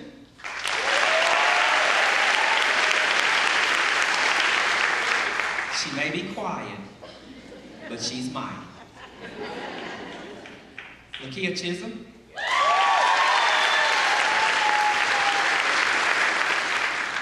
She kept asking the question, why am I not in any of these meetings? I was like, I've got your part. You don't have to worry about that. You're going to be solo on your part. And so a little bit later, you'll see her part in all of this grand finale for this year.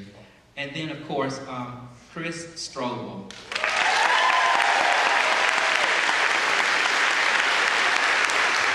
I know everybody in the district knows Chris, and Chris has served in this role as the administrative assistant to the superintendent for years. And I'll tell you, I think that I am probably flexing her muscles a little bit more than she anticipated when I was named interim superintendent, because I am high demand. I know. And she was telling me yesterday that I have 4 ladies that support me, of course, in my office. And she was saying all of them are different, and I said yes, and I appreciate everybody being different, because everybody has different talents that they bring to support me, so I appreciate their support. But I want to just personally thank that planning team and for helping me organize this, and I do appreciate it. Definitely want to thank Mr. Surratt for his motivating and encouraging message today.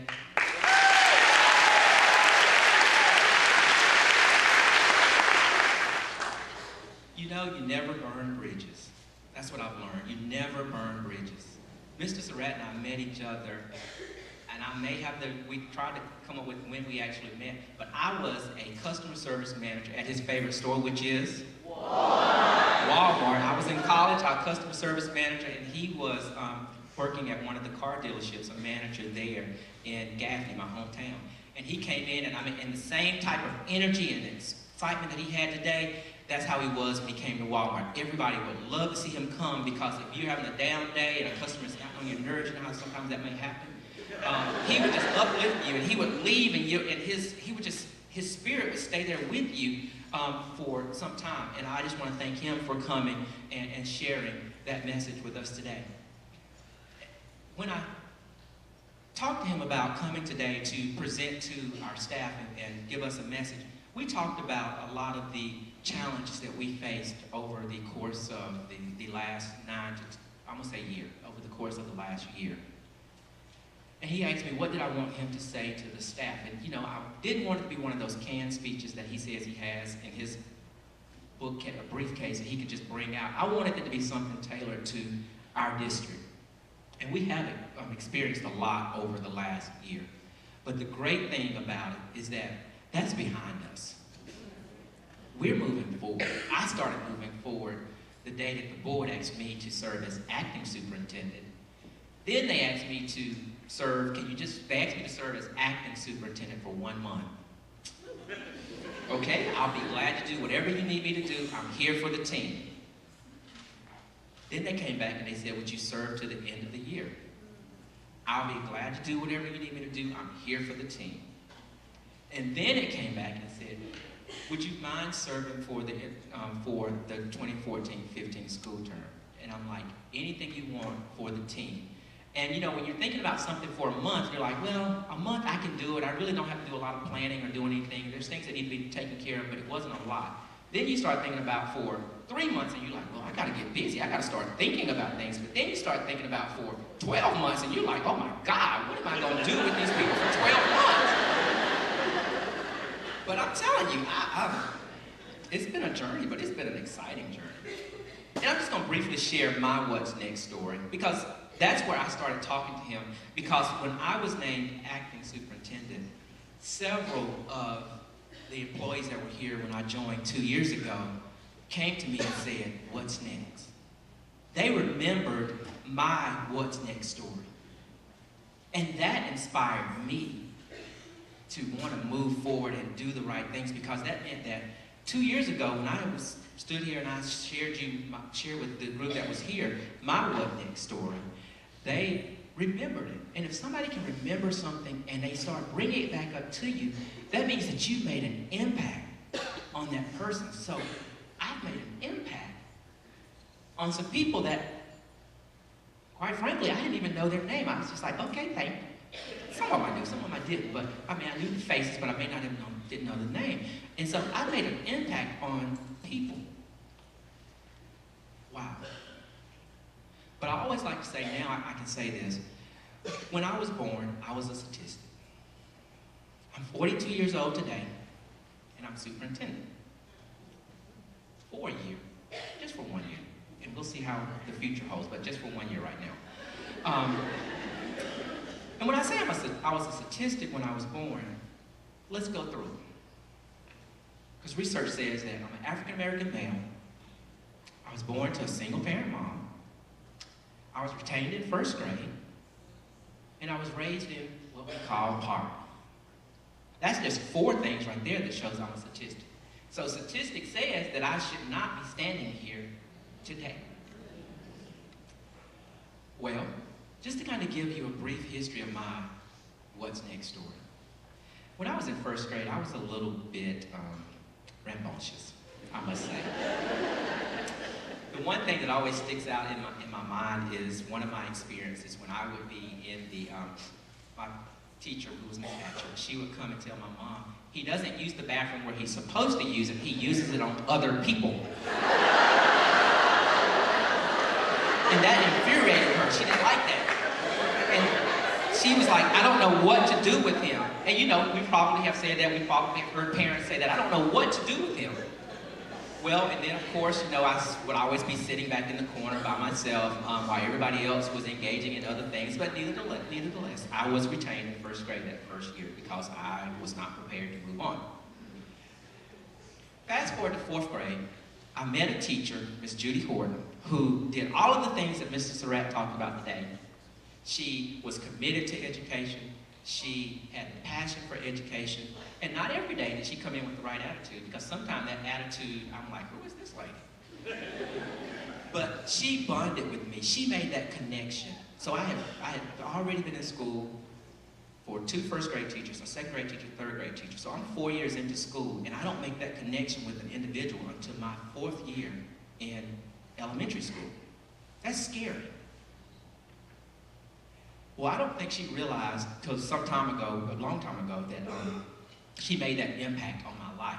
Because of course we remained friends. She was supportive of my mom, helpful to my mom, and told my mom that we're going to get him on the right track. They did get me on the right track, and I appreciate that. And I think that turned around and made my mom feel better, that there was someone out there helping her, because she was a single parent. She was a custodian at a school, and she worked during the course of the week, every day from 11 to 7, and then on the weekends she would go and she would clean the homes of some of the teachers at the school. So I would typically not see my mom until late in the afternoons, but she always was there. She always prepared everything for me. And you know, you're thinking like, well, I'm not in poverty. I don't know what that means.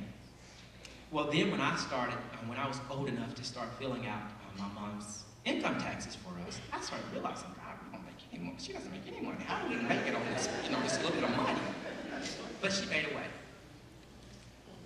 Of course, my mom instilled in me my work ethic because she started making me work the day I turned 16. The day I turned 16, she had a job at, she was working not for the district, but working for a cleaning company, and she had already talked to her supervisor there to say that my son is turning 16, he needs a job. So I would get off the bus at the middle school where she was working, and I would go and clean classrooms in the afternoon. And after I finished the afternoon cleaning of classrooms, we would go home, and she would be cooking, I would be doing my homework, preparing for the next day. So I kept saying, I can't do this all my life. Not that it was anything wrong with it, but I'm just like, okay, I can't do this all my life because I was getting a check that was not something I'm like, I got things I want to do. I wanted a car, I wanted to be able to go places, and I couldn't do it on the little money that I was making. So eventually, it was a time where they would allow high school seniors to drive school buses. So I had my school bus, and you know the story if you were here. I had my school bus, I would drive it, and I would back it in the yard in the afternoon when I would get home from my route. We didn't have a car, but we had a school bus in our yard. And I probably had the cleanest school bus out of the fleet because I would make sure that my bus was clean. I would sweep it off every day. I would wash it on the weekend. But we didn't have, like I said, no car, but we had a bus. And of course, I moved on throughout my career, and I became a teacher, served as a teacher for 4 years, an assistant principal for 4 years, a principal for 5 years.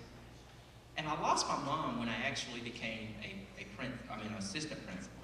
And my mom, when I graduated from high school, college really, not high school, but she would always say this little word to me, what's next?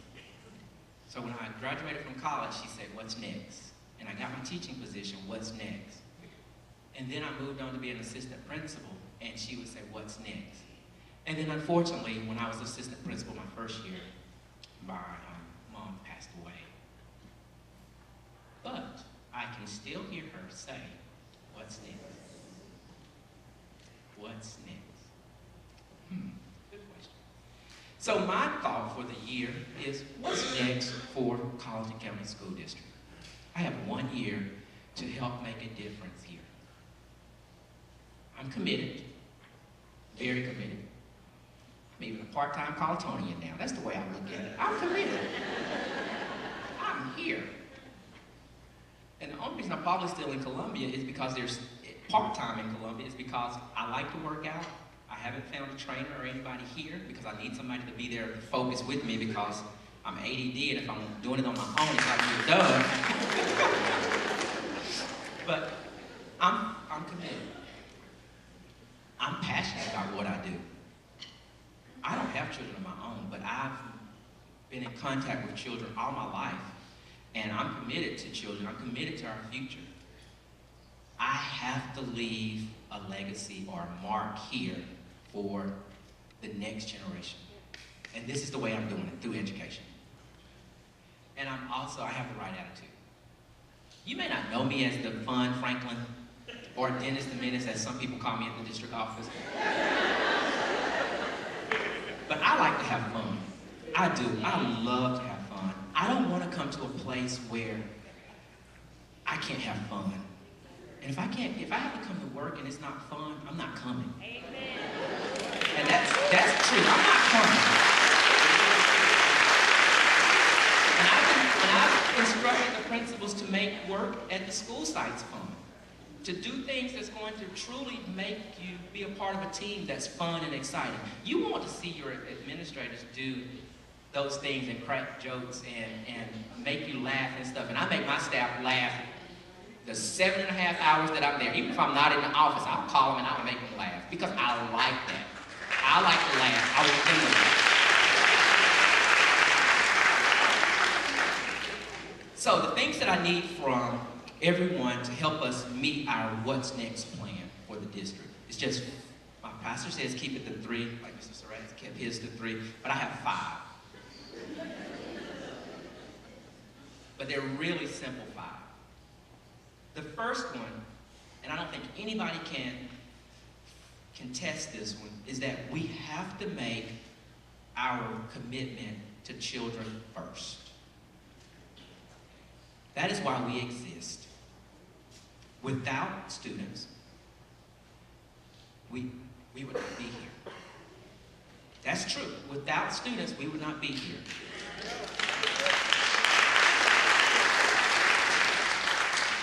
If our enrollment declines, then that means that if it gets below a certain number at a school, we're coming to that school and we're saying, well, you got to take a teacher. So I'm telling you, if the kids are not there, then that jeopardizes our livelihood. So we've got to be committed to children first. The children need us. Our children come to school every day, some of them very, very early in the morning. They get on those B-U. Yes, those buses so early in the morning to make their journey to the schools. And when they get to the schools, they need to know that there are people there that have the right attitude, that care about them. And that's our job, is to put children first. Every decision that I have made since I assumed this role in March has been for children. Every decision that I make going forward for the next 12 months will be for children. You may not like me for that, but that's the way that I operate. Now, increased accountability. I've already spoken to the principals and the supervisors about what this looks like at our level. I know a lot of people say, well, we're schools, so we don't really need accountability. We just do things. We can spend money. We can do whatever we want to do because we don't have anybody that holds us accountable. Well, that's not true. I'm accountable to the board. The board's accountable to the community and the citizens of Colleton County. Your principals are accountable to me. You are accountable to your principals. You are also accountable to your parents and the students that you serve. With that accountability comes a lot of expectations. And when I say accountability, what it really looks like in the field is that if you are responsible for handling finances at a school level, you handle those finances just as if it was your money at home. If you are responsible for student achievement, you take that serious. You look at your assessment results and you say, what can I do to move Franklin along if he's not meeting the goals? Who can I involve in this situation so that I can get him where he needs to be? Failure is not an option. Some of these high failure rates that I've seen on some of the report cards with individuals, we've got to address that, because I would not want to be a teacher and have a 30, 40, 50% of my students not passing. I would want to do everything that I can to make sure that they're not passing, because when somebody else is looking at my failure rate, I want them to be able to say, okay, I can truly believe that that teacher put forth the effort. And that's one thing that we have to do. We just can't say that, oh, they're not doing the work. We have to go to the next step and say, how can we help this child? Because there may be 1 minute is all it takes, 60 seconds is all it takes to try to diagnose what's going on with the child. Is it an issue at home? Is it that the child needs something to eat? Is it something that the child doesn't understand? 1 minute you can diagnose pretty much any problems with your students, and that's what we have to take. We have to take that extra time. Which moves me along to my next one, which is increased focus on relationships and customer service, internal and external. Relationships matter. Relationships matter. You need to take your time and build those relationships with your staff, with your colleagues, but most important, with your students. Because they are going to be with you for 180 days. And if you recall my relationship with my 4th grade teacher, Miss Horton, we maintained a relationship throughout our lives. I went back to do my student teaching with her when I was doing my student teaching from Limestone College. Relationship. I contacted her up until her death. Relationship. She made an impact on my life, and I wanted to give back to her and let her be a part of my life and my success. Customer service. Going the extra step to make sure that we're addressing and working as a team. Internal customer service has to be something that happens. The district office is here and they are fired up and ready to go. We're here to support the schools. That's our job. We're small in numbers, trust me. We're small in numbers, and we're starting to feel that with some late nights and some added responsibilities. I was sitting up here talking to Jessica, and I was like, Ms. Williams, you might want to do this because you may be responsible for this. And she's like, okay. I mean, you know, the work has to be done. We have small numbers. That means we got to give it to somebody to do. We are in small numbers, but we're here to serve you. The same way that schools should be there to serve, the office staff should be there to serve the teachers if they need anything. Connectivity and working internally to increase those relationships in customer service. I'm quite sure if you've lived here or if you Google Colleton County, you probably know that there's been issues in the paper, in the paper, in the paper, in the paper. We've got to increase our external communicate on customer service and relationships as well.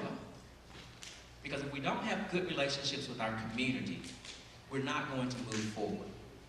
Because any issues that come up in the community, they usually will take the focus off of what we need to be about, and that's children. So definitely working and increasing those communication and relationships with the external community as well.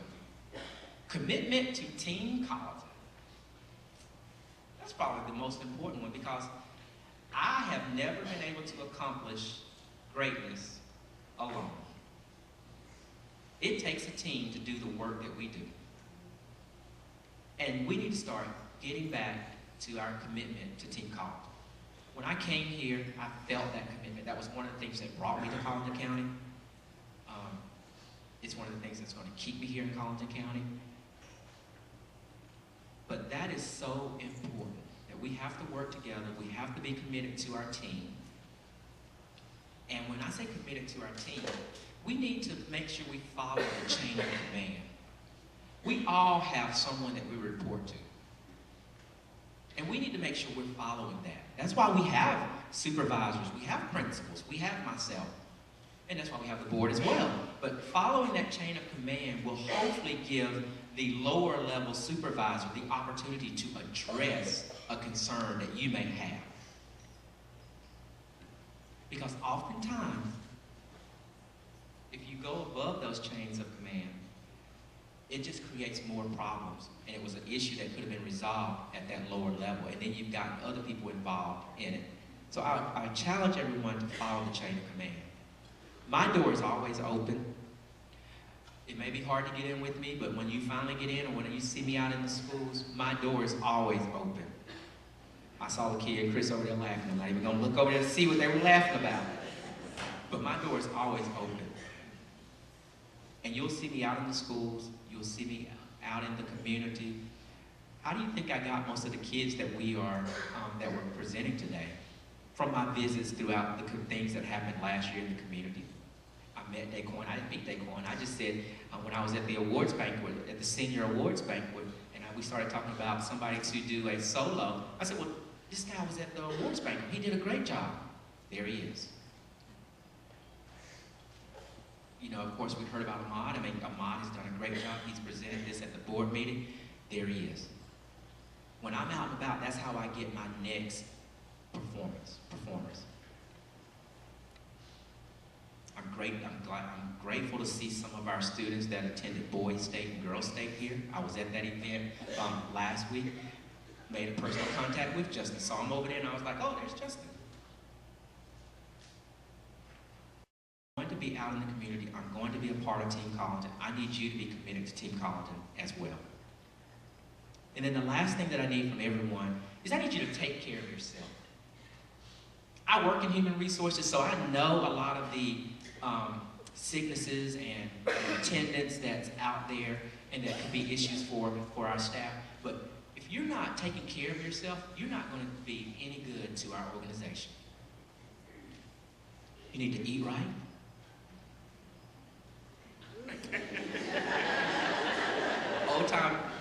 Old country buffet is good once a week, once a month or something, but that should be your standard. But you gotta eat right, you gotta exercise. I always love to see, you know, Miss Bryant out there from Bells Elementary. She's been out there exercising. I mean, and Miss Martin was out there one day from Hendersonville exercising, and I was going into the office, but I was so thankful to see them out there exercising and taking that extra step. I do mine in the morning because I'm able to make sure that I get it done. Find your time to just get out there in nature and do something that's going to make you feel good and exercise your body. Do something fun each day for yourself that you like. Because if you don't have those opportunities to do things that you like as an individual, you're not going to be good to anybody else either. I'm a TV fanatic. I have like 69 shows recorded on my DVR that I have not been able to watch. And it's getting to be the fall season, and I haven't even finished watching some of the stuff from last season. I've got a problem. But do something that you enjoy for yourself each day, because you'll be a much happier person. And I need happy people with positive attitudes in our classroom. The last thing I want to say is all of the qualities that make me the person I am is due to my mom. Truly due to my mom. My work ethic is due to my mom. My organizational skills is due to my mom. My care and passion about children and other individuals is due to my mom. I haven't figured out quite where the procrastination came from, but that's one of the things that I'm working on. And I know the principals are like, I hope he gets it right really soon, as well as my office staff. But everything that I am is because of my mom. And Ms. Horton, because she believed in me. So please just remember that as you get ready to go out into the new school year on Monday. One last thing. You've heard what I expect. Now I would like for you to make a pledge to me that you're ready to do it. Don't do it because your neighbor's doing it, but do it because you truly believe in the things that we talked about. Children first in our district, increased accountability. Oh, one thing about increased accountability that I keep hearing about a lot is teachers, make sure your Power School information is updated regularly. Because that's one thing that I keep hearing from parents is that we had a test 2 weeks ago and it's not even inputted yet. So that's just a side note. Increased accountability. Increased focus on relationships and customer service, external and internal and external. Commitment to Team Colleton, and take care of yourself. So if you're ready to take your pledge, if you raise your right hand.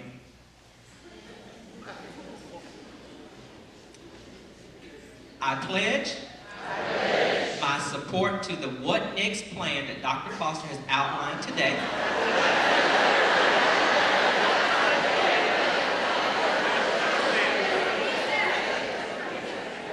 Because I want what's best for our students.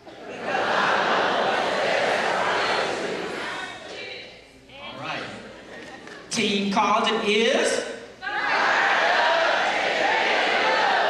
That was not convincing. Team Colleton is? Have a great year.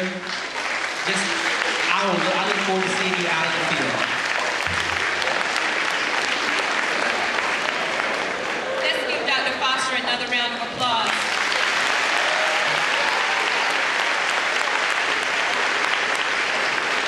I want to say that I don't think Dr. Foster has anything to worry about. This is a great community. I've served in this school district for now 29 years. I know just about all of you. There are a few I don't know, but I just want to say that I'm blessed to be here in such a wonderful community. And I've enjoyed serving as your Mistress of Ceremonies for this year's Convocation. I want to thank all of the participants, and that's all of you, because all of you participated, so give yourselves another round of applause.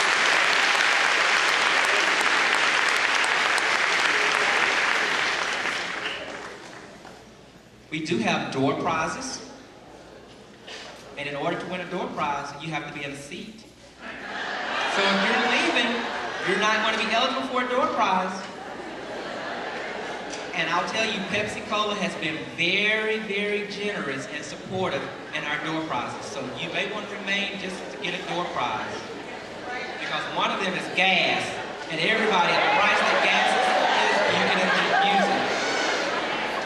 And now to introduce to you the one who has retired, but we just can't let him go. I call him the man of wisdom, and I think others call him the white-haired wizard. So I'd like to now introduce to you Mr. Bob Penn.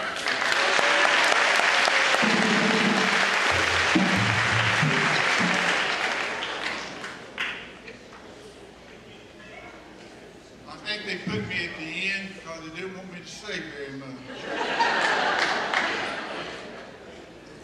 But after hearing all the speeches and so forth this morning, I want you to know that we all have something to give.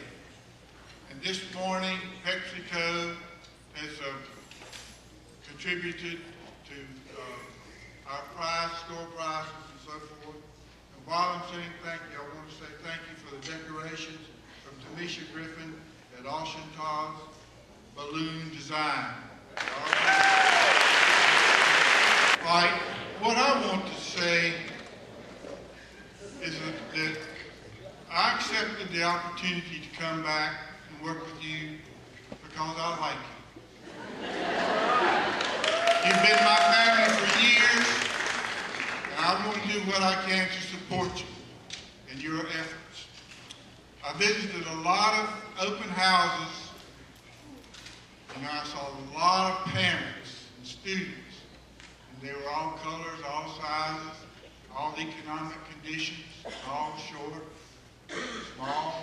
But you know, the important thing about it is those parents had those students there.